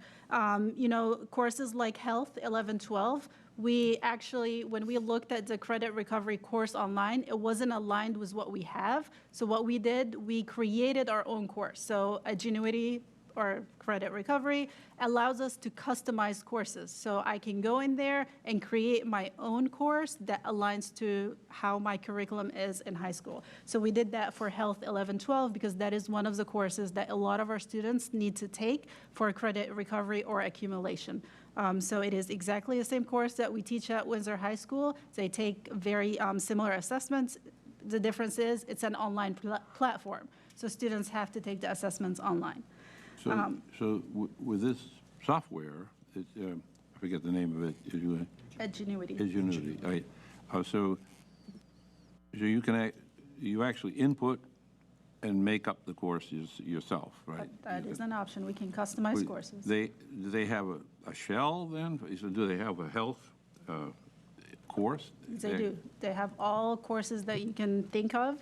I go in, I look at all the standards, I look at the syllabus, I look at assessments, writing samples, everything that's required, and I look at all the units. And then I look at our curriculum. If it aligns, I keep it. If it doesn't align, so some, and that isn't a good example, Health 11-12. The course they had in there had like 10 units. It had things from, the 1990s where it's not even relevant anymore to talk about. It is no longer in our current health standards. So I was able to just take out these units and insert units that are relevant and are in our current state standards. And then we call it Windsor High School Health 11-12, for example. And so it's that you are capable, you're able to do that change to the software. Yes, it's a customized platform. Customize it. And you can build your own, so you don't have to use one of their courses. If you want to build your own course, you want to put your own videos, you can build your own course in there as well. Any questions? Any, Ms. Cantor? Does the Sorry, Ms. company- Cantor? That's okay, thank you. Thank you. Does a company actually update it for you, send you information every year, and then you modify? Yes, so Does the that- courses are updated based on standards. So Common Core, when it came out, the courses changed based on the Common Core standards. Same thing with health. We just recently, 3 years ago, had Connecticut adopted new health standards, so the company did update their courses. Oh, okay, so it's updated to reflect the laws? The standards, And then you yes. update what needs to be updated? Yes. If it's not, if you need it? Okay, thank you. Anyone else? Next question. All right. So the next question is, please address the issue of eliminating the add drop period at the high school during your spend. Okay. So first of all, before I start, I just want to, for parents at home and our board members, so the add drop period is a period at the beginning of every semester of about 2 to 3 weeks where students used to be able to just go to a class that's on their schedule, sit in the class for a week or two, and then decide they don't like the class, they don't like the teacher, their friend is not in the class, and then decide to go to the counseling office and ask to change that class. So that is what the add drop period is. We did decide to, eliminate the add drop period for multiple reasons. First of all, we still have a mechanism and a system in place for students who still want to change a class. So schedules are made at the end of the year. They are sent out to parents and students at the beginning of the summer. And then students and parents have the entire summer, the 2 months over the summer, to call in, make an appointment, come in and talk to a counselor to change a class if they want to. The problem that we have experienced with add drop for years now is that it does cause a huge disruption to the beginning of the school year, not only for students, but for teachers as well. And you can imagine in a building with 1,100 plus students, if you have, let's say, even 25% of those students who want to add and drop a class, a lot of movement in the hallway all day, every day for the first 2-3 weeks of school, trying to go find a counselor. My counselor is busy with somebody else, so I want to talk to somebody else. It was a constant movement in the hallway, back and forth, trying to change a class. A lot of times what we have found from our experience that the change request is not really based on a student not able to like it was mentioned, not able to address like an AP class, right? So AP is too rigorous for me. I can't do it. I want a lower level class. Most of the add drop experience we had was because students wanted a different teacher because this teacher is too strict. I don't like this teacher. Or my friend, which is the common excuse, my friend is not in this class and I want to be in another class. And it's actually very common, within students to class shop. So they're doing class shopping the first 2 weeks of school to decide which class, which teachers they like to be with. That causes a couple of things. So we always tell teachers the first day is the way you start your year is the way you're going to end your year. So if you're going to start strong, building relationships, setting your processes in the classroom, your high standards, and then a week later, half of your class is gone. You have new students. Then you have to do that over again. We tell teachers instruction after the first day of school where you get to know your kids and build relationship. We want instruction to start immediately so that we're not losing 2 to 3 weeks of instructional time, waiting for our rosters to be finalized. So that's another problem that teachers were not able, because if they start instruction on day one, they give assignments, they have homework, and then 2 weeks later, students leave, a new student come in. Now, you have to make up 2 weeks' worth of work, which is really difficult on a lot of students to do, especially if they have that going on with multiple classes. Also, it's...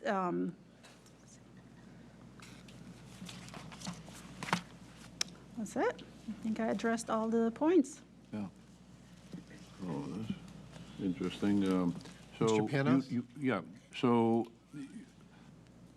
so in the case where the AP course that you gave example, what would you do with that? And the kid takes a bunch of AP and takes one too many, especially in a topic that he doesn't. So I just want to be clear for you, Mr. Panos, the board, and for the public. So by no means does this change the situation, as Dr. Haiti said, when there's difficulty with a course. I mean, that's a necessary change, and it's not going to take a student 3 weeks, number one, to figure it out. And my experience at Windsor High with that drop, I think at some point it has been lengthened because it was never 3 weeks long. It was always like a week. It was a very short amount of time. Right. So it's become it's a monster. So you're talking about like the first month of school, and that's totally unnecessary. So kids who really need changes will still be able to make those changes. As Dr. Haiti said, I know we heard from one parent, but the reality is the changes are not kids changing because a class is hard or, something really unique. The changes are because kids want to be with their friends, they don't like a teacher, courses get overloaded, so one teacher who is liked has 25 kids in a class, and the teacher who's not liked, still getting paid that same salary out of our budget has 10 kids. And the other thing that I want to bring up that we've noticed and we're going to really, work to control is I don't know if, all parents are paying attention to the student schedule, right? So kids are taking classes. They may or may not have paid attention initially when kids made their schedule, and then the kids are in school and they start shopping classes or dropping and switching, and so you don't really know what they have. We want to make sure all students are taking the courses that are needed and necessary. So additionally, what goes along with this move is that they're going to lose all of that flexibility that they had coming in as freshmen from the middle school. So just like college, I mean, the parent mentioned college. I was very happy she did. By the way, add drop in college is a declining scale with money.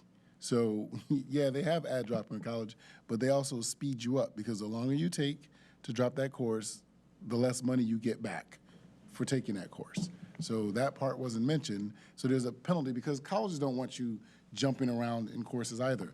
People want to get the courses settled. And then, also freshmen coming in from the middle school we need to ensure that they're taking courses that are necessary and required for graduation. As we've seen over these years, the credit requirement has just gone up and up and up. And, it's not uncommon to run into problems where kids are in their senior year and they're behind in credits in terms of they're not seniors, but they don't have specific courses that are requirements. And now we're trying to scramble and figure out how do we get this kid to do this. They'll beg us to have a teacher do a 6th class, so now we're paying, the contracted rate for a teacher to teach a 6th class. It might be 2 kids in the room. We can really curb a lot of that by saying, here are the courses you have to take. Again, having taught college since 1996, it's not uncommon with colleges. You don't really go into college as a freshman and just take a bevy of courses. Like, I think I'm going to take all these basket weaving courses. You are going to take Math 101, English 101, or whatever designation the college is giving it, a humanities course. You're going to take the courses that they tell you. So I guarantee you in your freshman year, you don't have a ton of choice. So we're moving toward that to ensure our students are taking required courses toward graduation and cutting out the jumping around. School is not for you to pick and choose every single person. I don't like them. Okay, you just don't like the teacher. If we're paying teachers to be professionals and teach, we're not here for popularity. So I, as a superintendent, I'm saying I'm not concerned that you don't like every teacher. That's life. Thank you. So, were there any, do you think you would be able to answer all the questions that the speaker had over here? I think you probably did address them. And one last, recommendation I would have for that one parent who is concerned, we do encourage students to, so it's almost towards the end of school year. They already did their schedule for next year. They met with the counselor, so they decided, okay, I want to take AP Calculus, for example. We do encourage students to go talk to the AP Calculus teacher, get a syllabus, look at what it looks like, ask all the questions you want this year before you go into summer. And if you decide that this is really not what you want to do, you've got all summer long to change your mind, or you can change your mind before you leave. So we do encourage students to go. If they have a question, if they want to know what a CTE class looks like, what do they learn, what projects, they can go and talk to their teachers. But there is some sort of like, did I hear you say that you have some days, like a couple days or anything like that, or some special thing, the first couple of days that you could possibly change? No? No, Over so the summer. it's over the summer. But what I did say was Just the summer. we're not nothing's 100% absolute, right? You see kids who get in classes, and so say they felt really good during the summer. They met the teacher, they looked at the syllabus, they went through the summer reading about, I'm gonna take calculus, and then they get in that class and they're like, Lord, this is too much. We're not here to crush a child's spirit. That is not what we're talking about. And again, I heard the parent, but the reality is the majority of movement, that's just like an isolated situation for the most part. My experience in 31 years, the majority of movement has nothing to do with kids struggling with a class. Yeah. It's, I don't like that teacher, or I don't like the time that I have that class, or as you've heard Dr. Haiti say, my friends aren't in that class. So, in college, I wanted to take this course because it was close to lunch and close to the parking lot where my car was. So it had nothing to do with this class is hard. So we're trying to cut out all of that, all right? Again, our focus is changing that culture and improving academic performance. And we've learned as we continue to dig in and look at stuff, far too much flexibility and freedom of kids just, willy-nilly picking and choosing and doing what they want. And so when we sit here now, it's March, and you can say we have kids who need to get out of school in this June, and they're taking their full load of courses, and we know they're not going to have enough courses to graduate in June. We're going to take all those phone calls from parents, because no one's going to remember, oh, I was drop-in, my kid was having fun. I know from experience. Parents forget all that. They get real blank. Why is my baby not graduating? Because your baby doesn't have the 25 credits that are required by Windsor Public Schools. But I'm just making it up. He took a whole lot of autos classes, though, so your car should be tip-top. But he ain't graduating in June. Okay, thank you. Ms. Taylor, and then I'll get back to Ms. Cantor. So when this first came up and I got reached out to by a parent, I had to go back and get the receipts because I'm the only one on the board with a student there. So I got the letter. There is an add drop period. I don't remember what the first day of school was, but they were able to do schedule changes through Google Forms. Am I wrong? And through September 5th.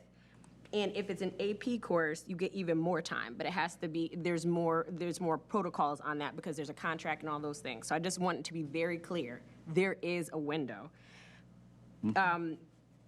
For next year, my daughter came home with her proposed schedule already. They have time.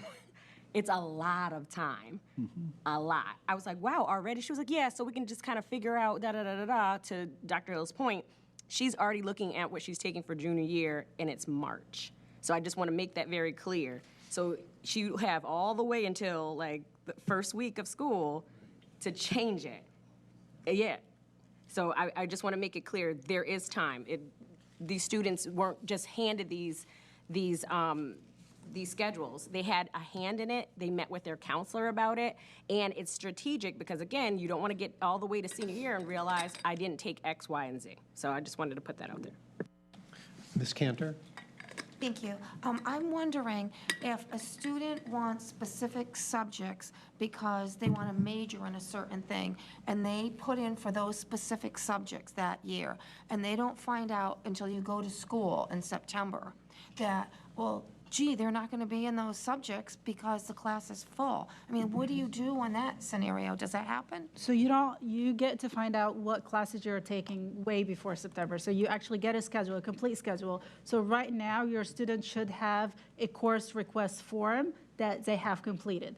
Once that is completed, in May, June timeframe, we actually create as a master schedule, and then we send home what the actual schedule is going to look like. Period 1, period 2, period 3. So you will see what your student is taking, and then you've got all summer long. If they are not scheduled in a class they wanted to take, you can meet with a counselor. However, if your child is in 9th or 10th grade, we are giving the priority to your graduation requirements. So even though you might want to take photography, for example, if you have not completed your math, science, social studies, your electives in terms of like, personal finance, PE, health, all of these are graduation requirements that we will make sure that all our 9th and 10th graders are scheduled in first. Then if your schedule allows it and you want photography, for example, we'll add photography. Sometimes, depending on how the master schedule works, these classes are not available at the same time that your child is free. So he or she might not end up in those classes. But you will find out way before September what courses they have on their schedule. Okay, now what about if a student changes their major of what they want to do? How does that work? So we don't have majors in high school. We just have required courses for graduation. Right. And I know students have interest, right? So Right. again, as much as I can, I like to not talk about other people's kids. I can use my child. We paid attention to her schedule every single year through 9th through 10th, and she's in 11th grade. She needs 1.5 credits to graduate for next year. You can't go to school in Windsor with 1.5 credits. But she did that because we set that up so that she could spend her senior year taking TV production, art classes. So she'll be overloaded. She'll graduate with more than 25 credits, obviously, but she'll be overloaded with the stuff that she's interested in, at least for now, till she go to college. We know how that works, right? So that's what she's interested in. But there's no major in high school. But if you do what we're saying, so what, I know some parents are bothered now, but by doing what we're saying and between, there's a lot of experience with all these administrators and educators and counselors. We know you're going to end up in that same situation. Most students should end up in their senior year not needing a full load of courses required. Right. And that's what we're trying to get to. So then you could use that year, and it also speaks to, something we'll talk about further at some point, my desire to add more ECE courses, early college experience courses, because I want all of our students to have the opportunity to take those courses and, stretch themselves even more while they're earning credit at, one of our local colleges or universities. Well, that's what I was wondering, if they could really pack it in, freshman through junior year, get it done, and then have your fun. That's ideal. That's absolutely what we're shooting for. That's why I was saying, what happens if they change your major? Well, you call it a major. I want kids somehow majoring in gym. Major classes, right, major classes that are core classes for graduation. At least you think this college? Right. Well, then you get it out of the way, and you study really hard, and then you can really enjoy your senior year. What? So you're talking about the required, so you just want to change that term to required courses? Yes. Yes. So we get the required courses out of the way, as Dr. Haiti said, 9th and 10th grade, right? So some kids, 9th graders aren't really gonna fuss because, you can't fuss about something you never had, right? They're in 8th grade. So we take away, they're like, oh, we heard my cousin once went, well, you'll never see it. So 9th and 10th grade, we're gonna have your courses pretty much set for you. And 11th and 12th grade, it starts to free up. But also, it should help us reduce the number of students, again, who get to their senior year who are struggling. And you just be surprised at the number. It's not a new phenomenon. Students get into the senior year and it's like they got to take every course we possibly offer at Windsor, right? If I take, 15 courses and I go at night and no, we don't want that. We want kids to go to school normal. But doesn't guidance tell them, or their parents, you need to take this now? So they won't be in that? Yes. They do. Oh, okay. Yes.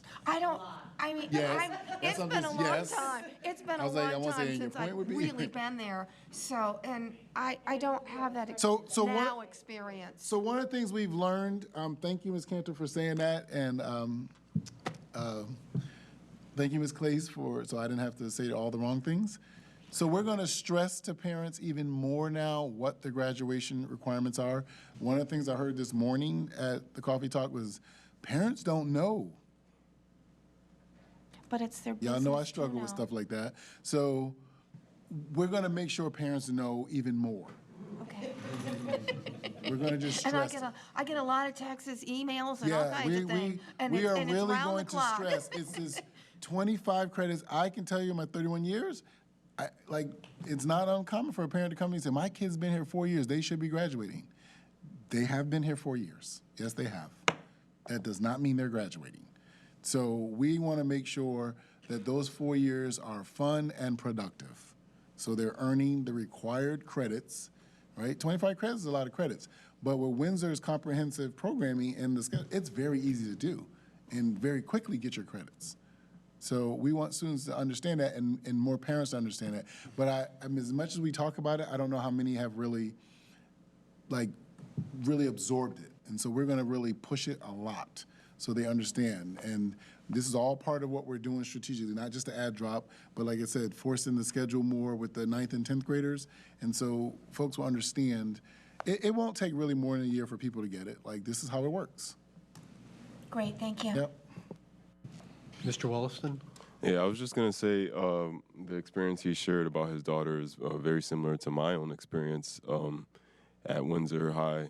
I had a study hall every semester, and I think back then the credit requirement might have been like 21 or 22 courses, but I did end up finishing with about 25 or more credits because I did what I had to do in the first 3 years. So I think it is a good idea to not leave that up to choice, but try to guide students in that direction, because by the time my senior year, I really only had, 4 required classes to take. So each day, or A day or a B day, I only had like 2 classes that I really had to learn something in every day.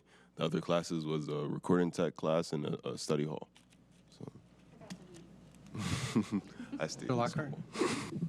Yes, I'm confused because I've had 3 graduate from high school, and 3 left Sage Park. I knew what they were taking for leaving from Sage Park to the high school. I was working with guidance. I knew what my kids were picking. I was telling my kids what they could take, not take. We would not sleep at the wheel, so I'm confused. Even through high school, my kids knew, don't be fooling around. When that schedule come out, you bring it to my table, and we're gonna have a discussion. So I'm confused. Where's the disconnect with the parents and guidance, or the parents and students and guidance, where they're they're able to pick these classes, and the parents are not at the table, or are the parents required to sign off on it, or is it just?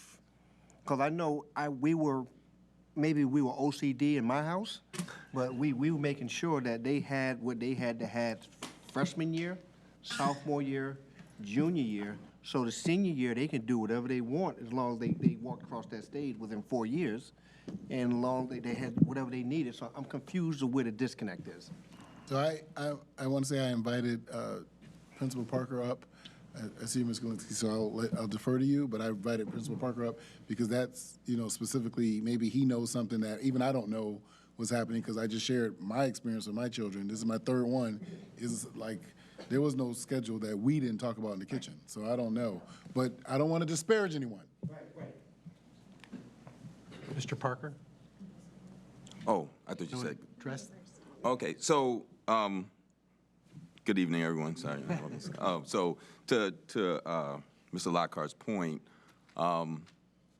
not every kid takes that schedule to the table, in my experience. Yes, with my children, did the same. I knew what they were taking. We talked about what that looked like, but that's not always the case. So when you create the forum, add drop, and there is no mechanism for the parent to also be involved in that extra conversation, even if the counselor kind of went and said, hey, this is what you need to take, now there's that piece where you have to come back now. And it may look like on the surface that, you know what, let's let the kid take what they want, pick the class they want, and then, we can just catch up on this end. And I think it kind of goes back to now what we're looking at in terms of for lack of a better term, dictating what the student needs and trying to get those requirements out of the way. Because, even pedagogically thinking from an educator kind of lens as a, former teacher, I think Dr. Hill alluded to it. In 9th grade, you have no idea what you're even choosing, all right? So then you think about seniors. At that point, they pretty much know, what they're taking. If not, then we have other issues, all right? And so really that piece becomes from, the 10th and 11th graders. And instead of just creating that whole forum, now it's like, all right, now when students have to come back and have that conversation about the change, so we removed that forum, but not the mechanism, but now there's an opportunity for the parents to now be a part of that conversation. So the shift that, I'm looking to do as a leader with the counseling department, working closer with them now is, even when we come back, if we're making those changes, the parent is now also being a part of that conversation about the change. And so that's the different piece where it's like, okay, I got my schedule, and you'd be surprised, and I've 10 years as an assistant principal, a lot of children get to dictate what classes and things they're going to take with their parents. And so a lot of that becomes conversations now with the parents from an administrative standpoint, from a counseling standpoint, and really letting them understand what those changes, potential changes, may look like in the long term. Because the kid may just come home in their mind, it's like, I want to be in the class with my friends. However, they're going to go home and explain it a different way. So now to take that large forum out and just kind of say, well, you know what, if we're going to have that conversation, we're going to make an appointment, you, your family, and really talk about what that looks like. So that's pretty much, a nutshell of kind of how we're kind of looking at it from this perspective, but really just a synopsis of what everybody's kind of already stated. And I want to say one of the things I want to do, and I don't really believe in hand-holding adults, but I got to look out for kids. That's my job. So when I said we're going to really push it so that they really know, I just had a thought just now as Mr. Parker was speaking. We may have to set up a night for schedules. Again, you won't get everyone, but it'll be one more way that we can get folks come and say, hey, because I know the students, they talk to their advisor, they talk to their counselor, they set the schedules up, but to make sure parents are aware of what the kids are doing, we just do a little invitation blitz so they can come at the start of the semester, well, when we schedule, and then just double check. We have the communication tools, so we can let people know, but we have to, and as he said, it's just the experience. Some kids just pretty much go through school on their own accord, and the parent, like I said, I've dealt with, they come at 4 years later, and they're expecting to be at a graduation, and it's not going to happen. So we want to minimize that. Ms. Galinsky? Yeah, I think Mr. Parker had actually addressed some of it, but we also don't know where these students are coming from in terms of their parent involvement. They might not have any parent involvement. Their grandparents could possibly be raising them, and they're so removed from that because it has been so many years that they've had to deal with it, that these students are dictating, quote unquote, their own schedule because they're doing the best that they can. And so I'm so glad that everyone here has really taken such initiative in their student schedules, and I'm happy to hear that for those students who might not have that parental guidance at home, that the school is trying to help them and try to guide them in that right direction. Thank you very much. Ms. Claes? So I'm glad to hear that there is an administrative option for a student who makes a bad choice. I think that was the parent who was talking, and I mean, if you get in a lifeguarding class and you can't swim. It's like, so it helps. No, but I mean, it's a pretty rigorous, so I think that's really important. And I think that the guidance piece is critical as, you look at the support that's needed. The other thing I would like you to consider when you're looking at the guidance support is the access to guidance. So, for example, if you are a student and pick your schedule before the summer begins, and maybe you have a regret about that schedule, it might be hard to get back to your guidance counselor because they're managing the schedules of a lot of students. So, and then the summer contact point. So I just want to, I don't know if that's true operationally, but I just want to make sure that students have those chances. Okay. Yes. Oh, the Google Doc system, is that, that's all I need to know. I got it. Yes, so thank you. we do have a system, and even during the summer, even though not every single counselor works all summer long, every single counselor has a specific time during the summer that they are in the building. So if you want to talk to your own counselor, you know when they are. If you just happen to be out of town all summer long, but you're only here first week of August, there is still a counselor in the office who will be able to help you. And they do, yes, and they do a lot of virtual meetings as well. So Yes. it's convenient for the parent. I saw them all summer long doing those. Yes. Anyone else on this topic? Oh, Sorry. Okay. Can I? Mr. Panos, then Mr. Wollaston. Oh, no, maybe we continue this because I have a few questions more about the credit recovery. So if you want to finish this topic. Mr. Wollaston?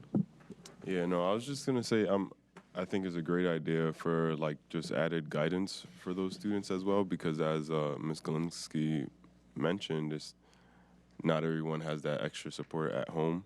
I mean, I had the support at home, but my parents was of the belief that, you know, you're in high school now.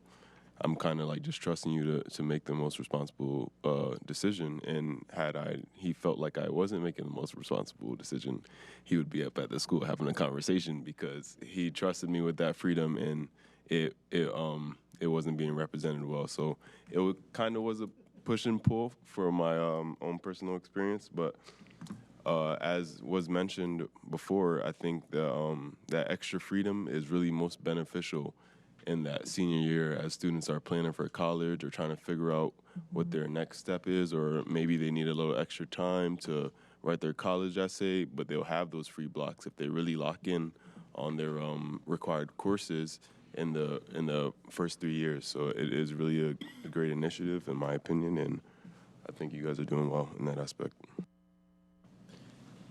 Anyone else on this question? And we'll then go back to credit recovery.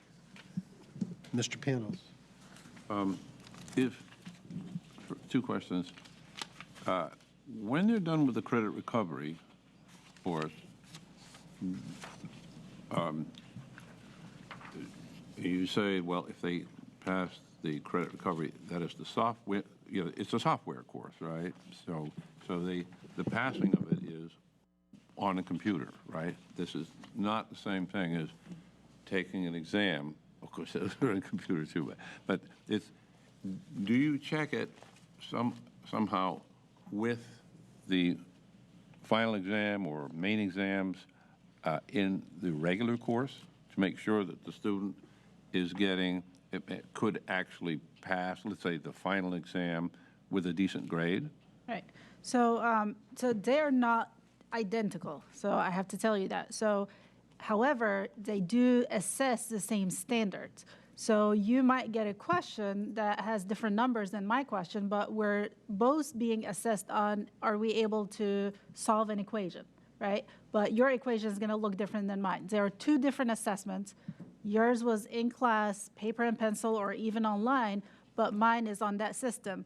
It assesses the same standard, which tells us it has the same level of rigor. So that's what we focus on. Are students mastering the standards in whatever format they're given? But the issue is, in other words, it's how it's presented. So when you take a final exam, you don't know what's going to be on the final exam. You don't have it. So I don't know how the software works. It's the same way. I don't know whether there's any, how much guidance there is with it.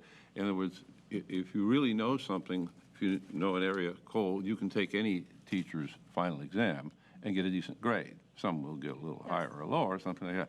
So the question is the software something, though, which has so much guidance to it that you really, you can barely avoid passing it. How many people actually complete the, let's say, fail the software course, for example? Do you have a number? Not with you, but I can look up the exact number, but I can tell you, not every single student who gets on the software passes the class, and that's how they end up taking the class again. And when they don't take it again, then they are behind on graduation requirement, because it's not that easy to just take it online. If you really are not going to put in the effort in watching the videos, doing the lessons, when you get stuck asking your teacher and then taking the assessments, you're not going to pass. Okay. Can I say this, Mr. Panos? I've seen that up close with students, unfortunately, that have to, go through our expulsion support. So they take their courses. They're not at the high school now, and they're taking these courses through Edgenuity online. Yep. Here in the building, yes. Yep. But so while we have tutors who can support, it's really the opposite of what you're saying, right? The kid on the computer is doing a lot more work by himself or herself. And I've had students say, I can't wait to get back to high school so I can have a real teacher. Like they just, because if you're not good at looking at an example, like I said, watching a video and just looking at something online and then doing the problem, the computer's cold. There's no relationship. It's just, here's the information, right? So they're not walked through their exams. Like once the exam is opened by the teacher, like that means just the time. Just like, you take it, any other exam. In a class, a regular class as a teacher, I know teachers go through study packets sometimes a week to 2 weeks before the exam for kids. So no kid at the high school is taking a final exam cold.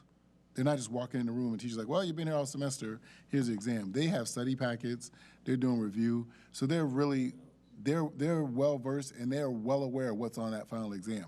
On that computer, I would argue it's much more difficult. They don't have that same thing going for them. Same standard, but it is not the same situation for them. Okay, I would just say, well, all right. I mean, you give a test like that, but but you never tried, let's say, some sample of students to see, well, how many of them could pass a final exam by one of the teachers or a couple of the teachers? Did you ever? I mean, did you ever sample it for do a little statistical analysis to see if it's really? I just want to keep saying, because I know where you're going, is the teacher is not creating a more difficult test. Like that's well, then we should have no problem passing it. We're right, but we could argue just for argue, the sake of argument, we could argue, can I just take a kid out of the class with the teacher and give him a final exam on the computer? Now you take that test. Sure. You don't know what's going to happen. I just want to be clear, because I know the basis of your argument is it the same? It's the same standard, right? It's the same standard.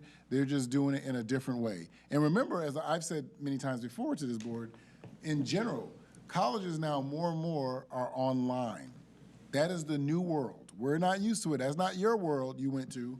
That's not my world, but that's the new world. Students earn degrees from colleges all over the world. They've never been in that country. They will never go in that country. They've never been on that campus. And they're taking the course on the computer. Okay, by that reasoning, we can just use the computers. You just take the credit recovery, and we don't need the teachers. And we drop the budget 10%.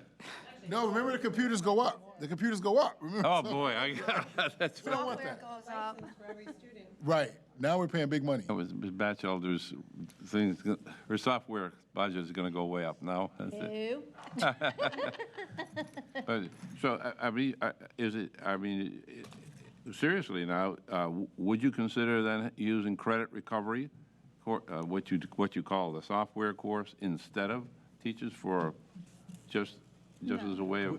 We are very limited. Right. We're also limited by state law of what we can do as far as distance learning. There's a whole. I don't want that problem. Like, we want students in the classroom with the teachers.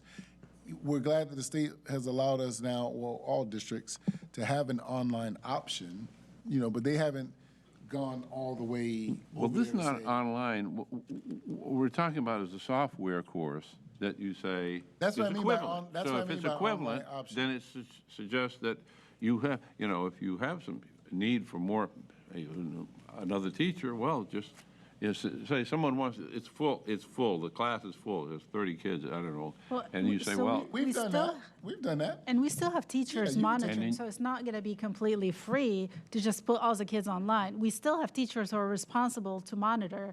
So we pay a teacher a 6th class, for example, because we have 20 kids taking health 11, 12 online. So it's not really, you're not saving a teacher because you still need that teacher to follow up, be available if kids have questions or get stuck and they can't pass on. Because the software is not going to let you pass if you keep failing, like a quiz. After every lesson, if you fail it, you're not going to be able to keep going on. Like, there must be some intervention from a human being. Well, you could keep a few and just say, and then just take the, logically from what you're saying, the course, as long as you have some subject experts, the course, you're telling me on the one hand that it's more than equivalent, that it's actually better. So I'm just saying. It's for credit recovery, and I think there is a reason and a purpose why it's only for credit recovery, because a lot of our kids who end up failing are kids who don't come to school regularly. So that's why they failed, because they did not come to school. I understand, but that's, but I'm saying the argument using logically suggests that it's a complete, the current recovery, what you call credit, it's just a software course that is equivalent or better. And so it suggests that all you need is some guidance, and you can, voila, you've got a high school here with half the teachers or something, or a quarter. But you're missing all the other experiences that students get when they are in a classroom. That is not, so there are two different things. So students need to master standards in order to pass a course, but also there are other soft skills that kids learn, the critical thinking, the problem solving, the cooperation, the talking with presenting, all these skills students do not get when they are on credit recovery. And this is why it's extremely just for credit recovery, to help kids stay on track for graduation and not to just take all their classes online and graduate in a year or two. Well, I don't expect you to do it. It's just the argument, I think, may have been a little bit too forceful. That's it's a bit. I guess it was things that, the value of the courses. That's why Dr. Hill left the room. Yeah, he left the room. He couldn't take it. That's it. All right, I guess. Mr. Wollaston? Yeah, I'll just speak to this shortly because I through my experience, I work with students directly who are in the situation in a school who has much less teachers than Windsor High does. So I know students personally who, because their math teacher is on FMLA, had to take Ingenuity for their entire course, and that's just how they had to learn. And they only had the substitute teacher in the class pretty much watching the students, making sure they're safe. So it puts an enormous amount of responsibility on the student to learn the content for themselves. It's really a more self-driven program, and not every student is really that self-driven to really prosper on that that platform without some sort of assistance. And I'm also a part of the SGC for Weaver High School, and we had students who spoke on the fact that, there's kind of this issue with the shortage of teachers in the school that leads to teachers that are just covering the classes and the students are taking a computer program.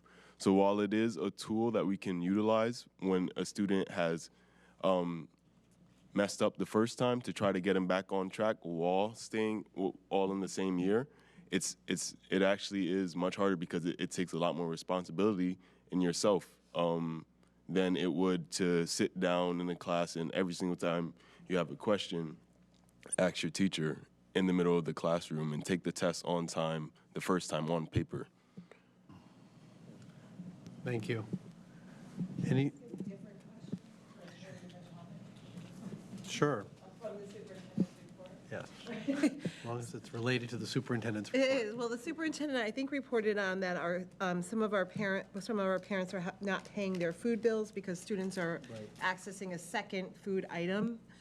So I just didn't know if parents are very clearly aware of the policy. So maybe there's a way that we could do a little bit more. Oh, they're aware of the policy? Okay, never mind then.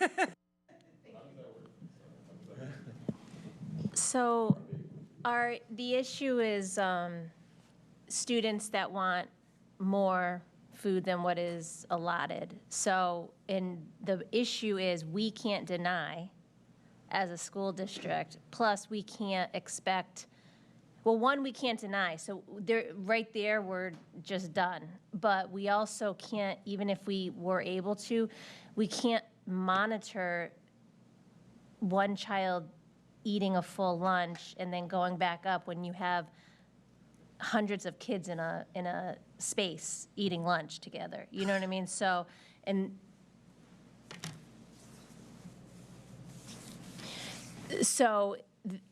yes, so that would not work because now we're all free.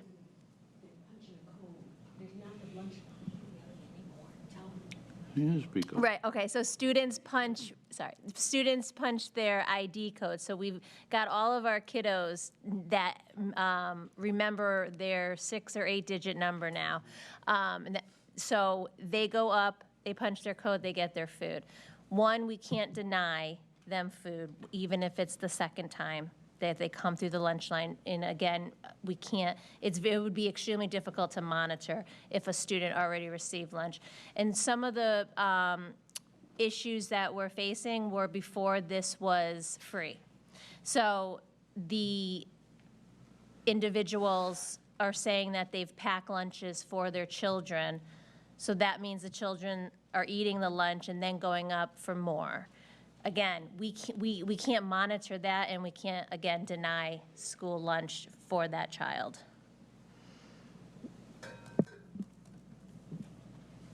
Okay.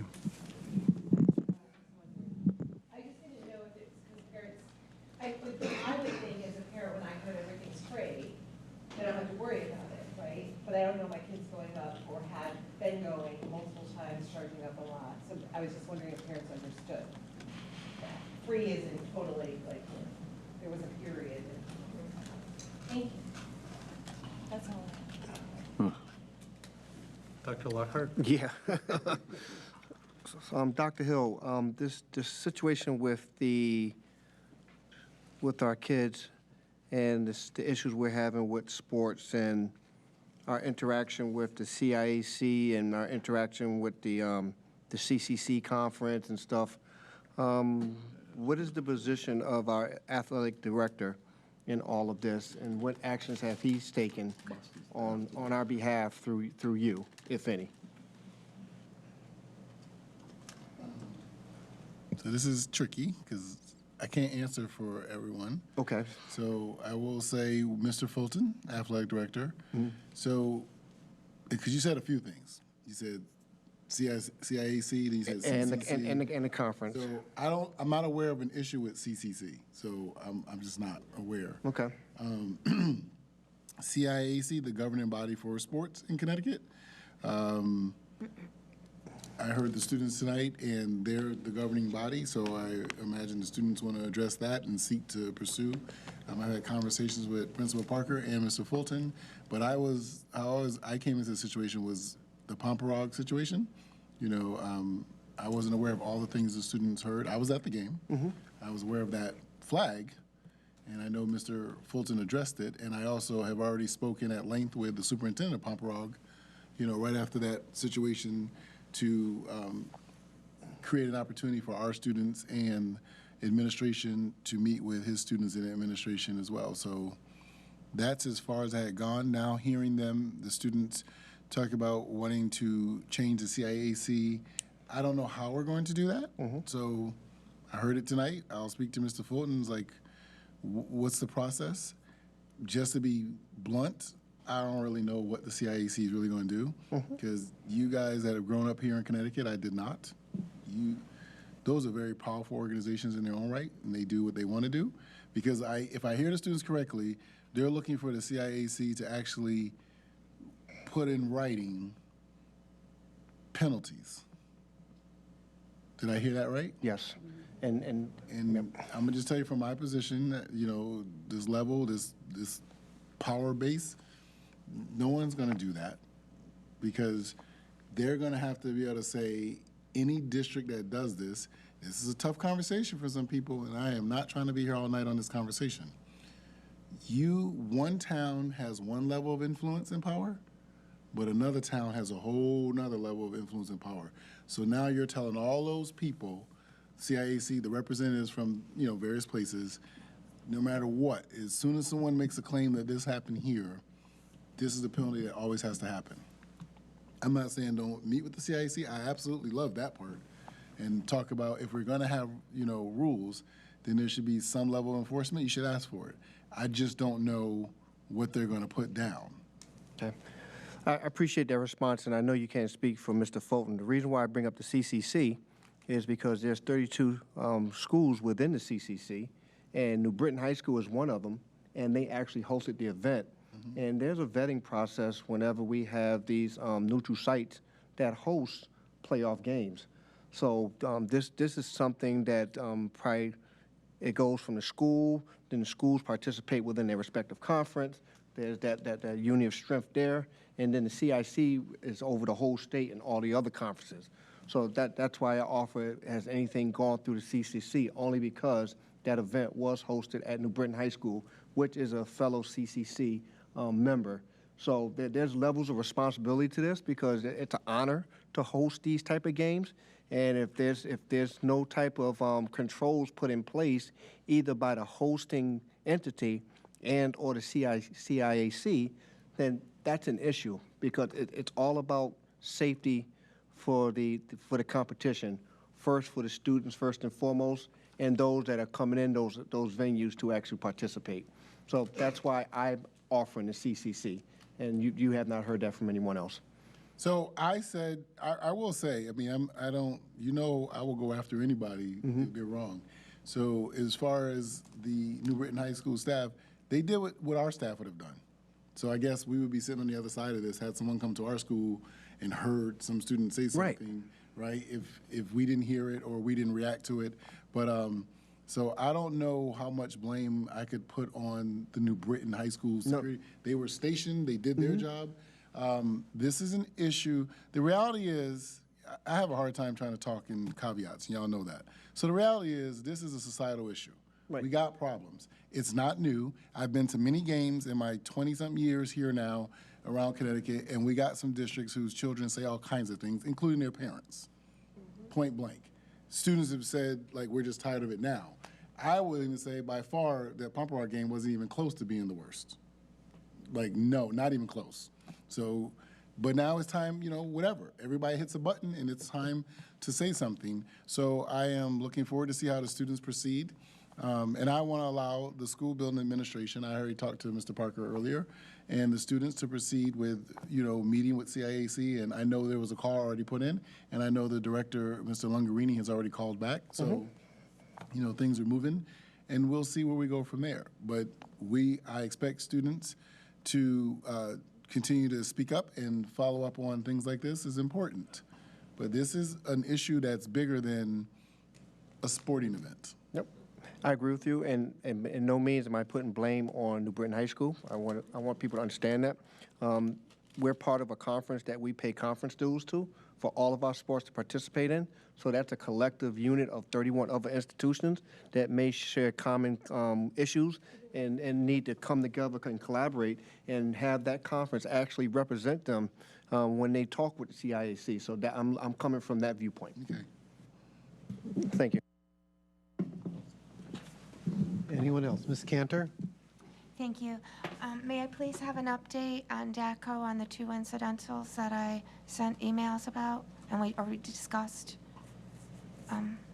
One was the bus A that didn't show up at 5:20, if they ever showed up and why parents weren't notified for the bus A students, and then the other incident with the stopping on the wrong side of the road on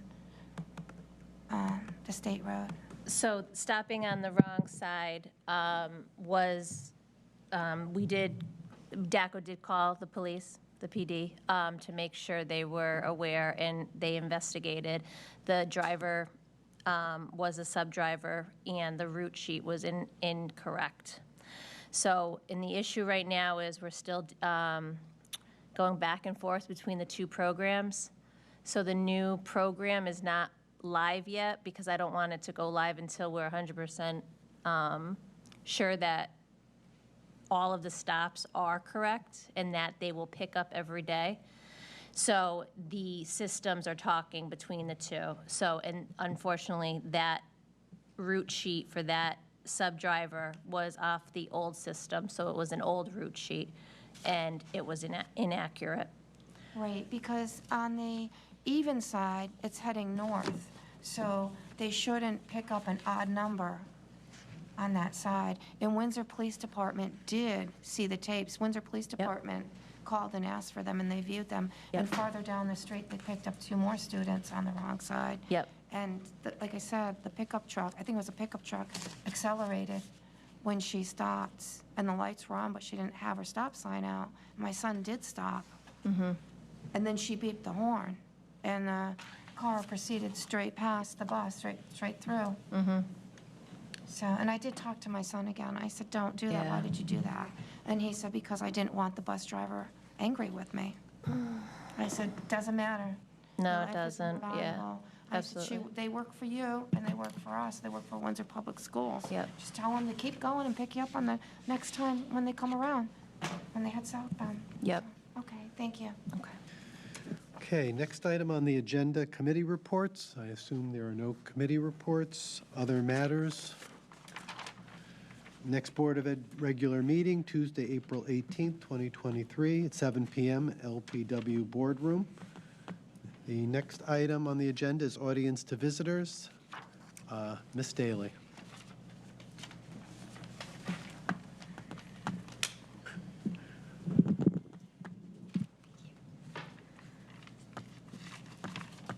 Good evening. This is Robin Daly from the Superintendent's Office. If there is anyone from the public who would like to address the board, you may do so in two different ways.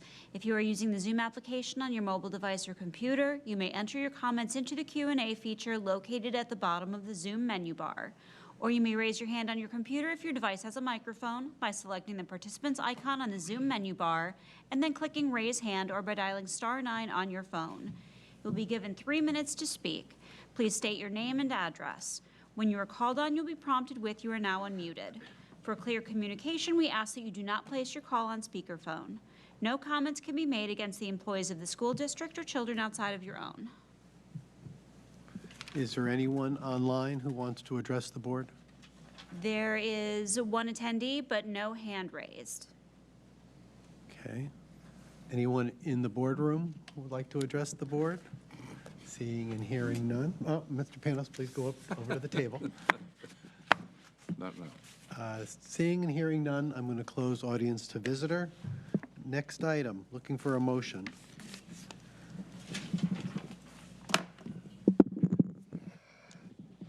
I move that we enter into executive session for the purpose of discussing school safety plans.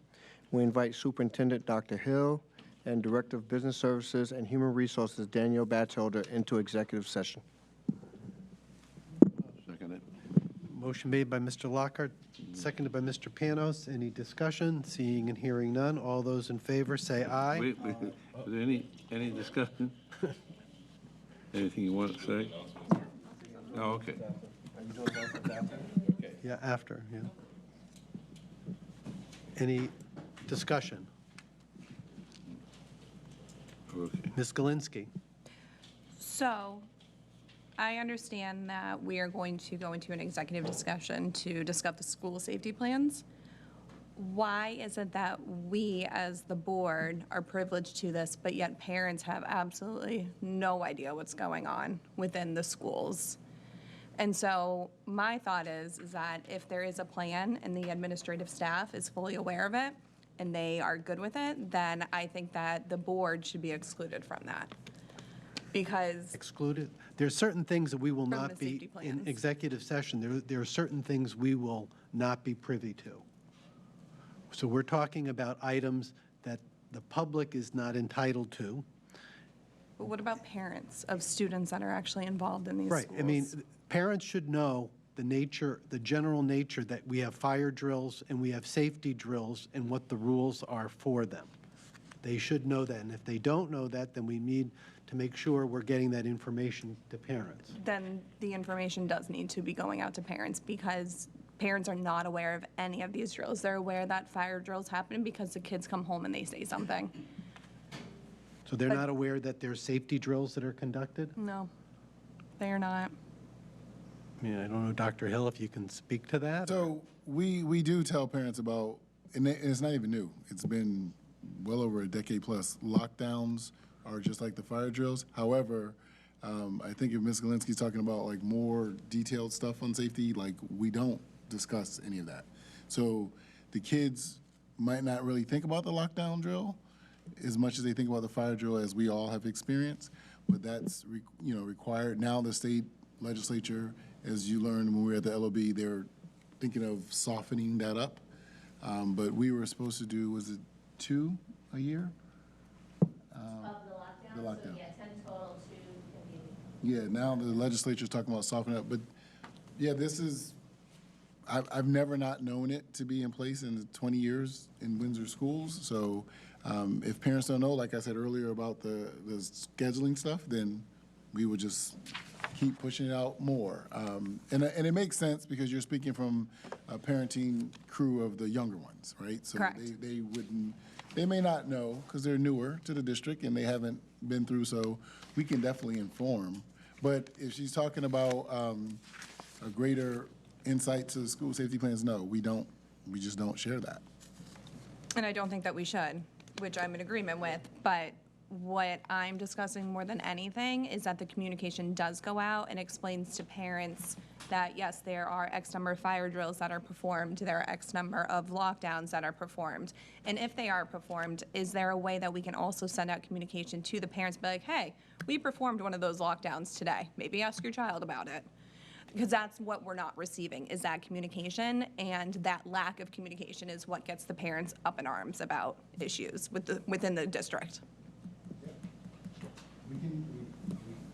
Okay, that would be great. It would definitely cause a lot of, it would really help the parents out.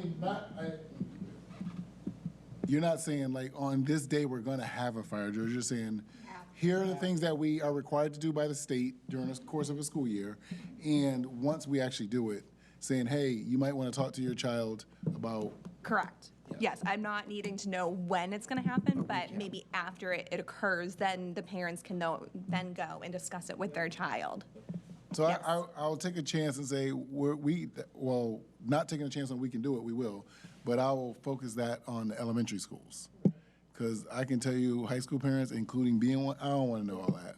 Like, they've been doing drills their whole life, keep it moving. So we will make sure the elementary parents, pre-K to 5, get that communication for sure. Definitely pre-K through 5, I would I'll say. see the leaders tomorrow, and I'll let them know to start doing that. Perfect, that would be good. Thank you.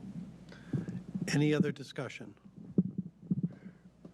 Mr. Wollaston. What is the, I guess, communication like software you guys use for things like that? ThrillShare? Yeah.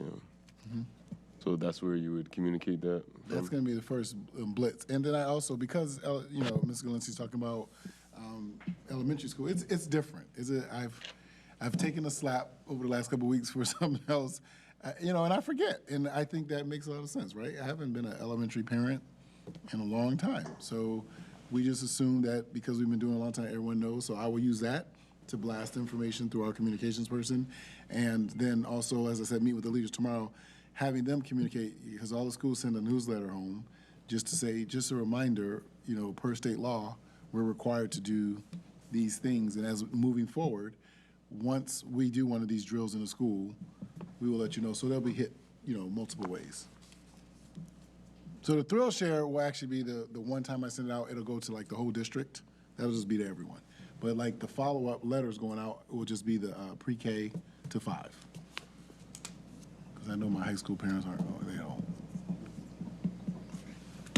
And since we have several members on the board with students, they'll hopefully tell me, because I don't, that those messages went out. Any other discussion? Seeing and hearing none, all those in favor of the motion to enter into executive session, say aye. Aye. Opposed, nay. Abstention. Motion carries 900. We are in executive out.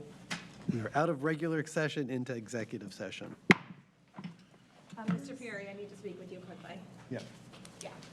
17 is settled and ready for everyone to reconvene.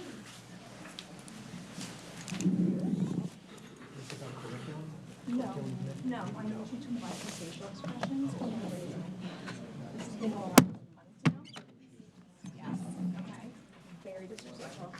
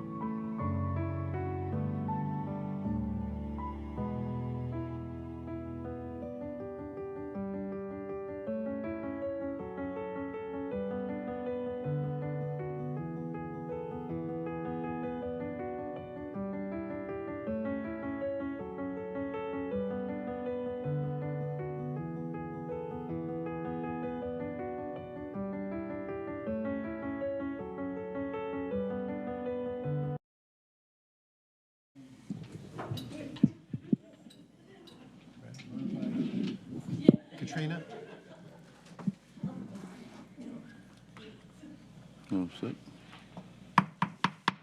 We are back into regular session, and at this time, I'll look and see if any last words any Board of Ed members want to make, starting with Ms. Claes.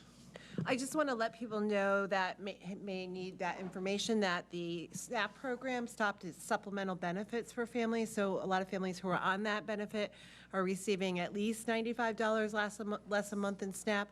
And Medicaid, automatic Medicaid enrollment and SNAP enrollment is going to end. So if anybody is on public health insurance or enrolled, renewals and redeterminations will start again. So if they receive forms, they should fill them out and complete them or do their renewals online. And there's more information at the DSS website in case they need it. Thank you. Thank you. Mr. Halleck. Thank you. I don't have anything this evening. Okay. Thank you. Mr. Wollaston. I do have a few words. As we know, March is Women's History Month, and I just, had a few people that I'd like to celebrate. First and foremost, I'd like to start with my mother. She's an amazing woman. She's historic to me, first woman I knew.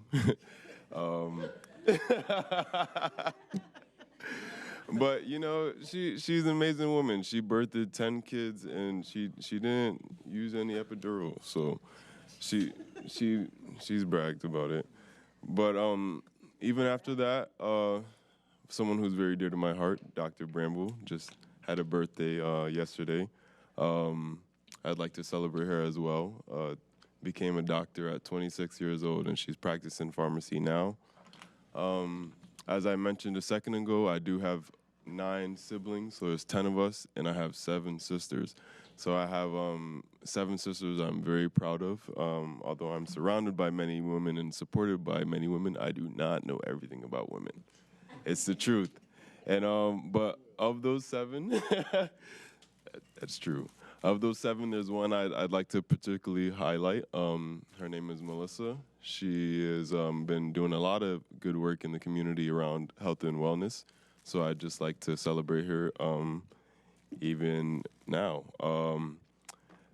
Next, I'd like to celebrate every woman in this room, our elected officials. As you know, we're literally history. We all signed that book and we sworn, but even you guys, because you're doing amazing work for us here and building community and just, keeping the school going. And last but not least, as I said earlier, I've been extremely supported by women my entire life from the day I was born. But even more since I've been on the board, Ayanna, Miriam, and Nushet, you guys have been, you took me in as a little brother, and I really appreciate all you guys have done for me, the opportunities, the rooms you brought me in. Miriam, Ayanna, Nushet, you guys know what it is, and I really appreciate you guys all. Thank you. Thank you. Ms. Galinsky. Just a little bit of a personal note, this will be my last physical meeting for a few months because, in the words of Arnold, this is not a tuma. Like, I'm very much pregnant, expecting my 3rd child, so. I didn't want to ask, so. But hopefully within a couple of months, I'll be able to come back, probably virtually though. So I will keep everyone informed as to when I'll be joining the meetings, but I will absolutely not be at the next one in April because that is my due date. So, okay, I just want to let everyone know.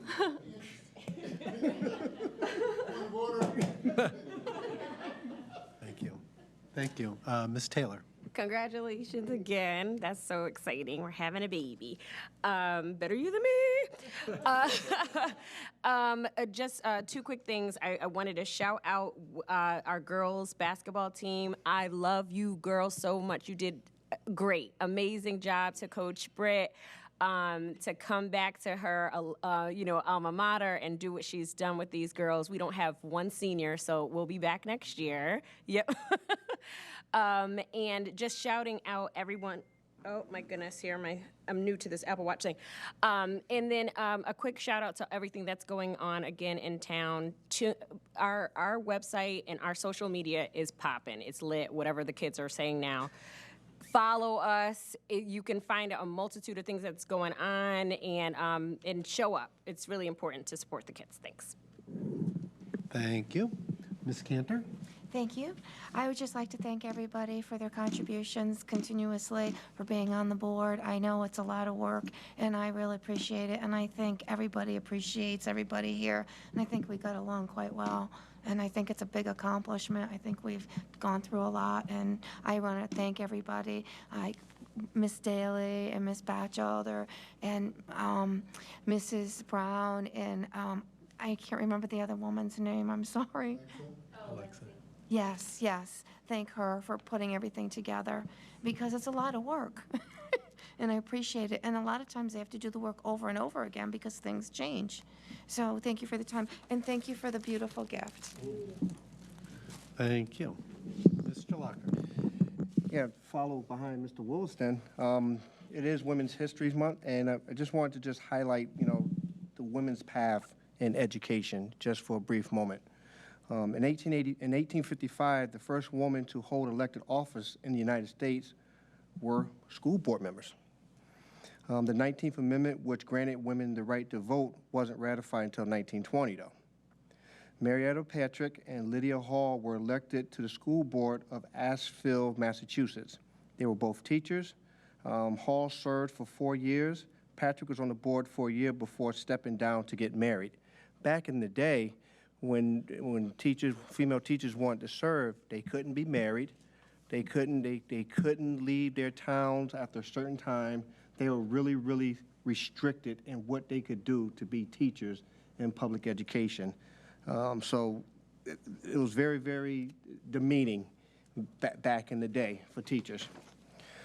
But if you look at the facts today, women make up 74% of all the teachers in America, while men only make up 26% in America. But education has not always been dominated by females. It was basically a male profession back in the day until the United States became industrialized. And then when opportunities opened up for males, there were women that were backfilling those positions and became the dominant force in education. But even then, men were actually teaching. However, women had to follow strict rules that men did not have to follow, even back then. Since then, women in education has made a remarkable impact, both traditional teaching roles and from positions of institutional power. Speaking of institutional power, there's a huge disparity in school superintendents across the country. In 2010, 74% of the superintendents were male. In 2021, 71% were male. So it has only gone, females being superintendents has only gone up 3% over an 11-year period. That's a problem. That is a problem. So we need to make sure that we highlight the fact that women have been very strong and steadfast within this profession. And one of those women is Mary McLeod Bethune. Many of you may know that she actually founded a college institution down in Daytona Beach area in Florida. And I'm going to leave you with a quote. She stated that I leave you to love. I leave you to hope. I leave you the challenge of developing confidence in one another. I leave you a thirst for education. I leave you a respect for the use of power. I leave you your faith. I leave you racial dignity. I leave you a desire to live harmoniously with your fellow men. I leave you a responsibility to our young people. So I found this quote, and I found it to be very fitting to just speak her into the record as far as history, what she has done for education. I have other examples. I will email you the examples I was going to read, but in a lot of time, I just want to make sure that we recognize all women that have played their role throughout education, whether it's kindergarten, whether it's nursing, whether it's special education. There have been women that have been trailblazers to get us where we are today, and yet and still, women still face gaps in 2023, and that needs to be addressed. Thank you. And thank you to the women that serve on this board, by the way. No slight. Thank you very much. Mr. Panos. Well, I can't add much to that. So I guess I'll just say thank you for all this and quit. And oh, for the old days.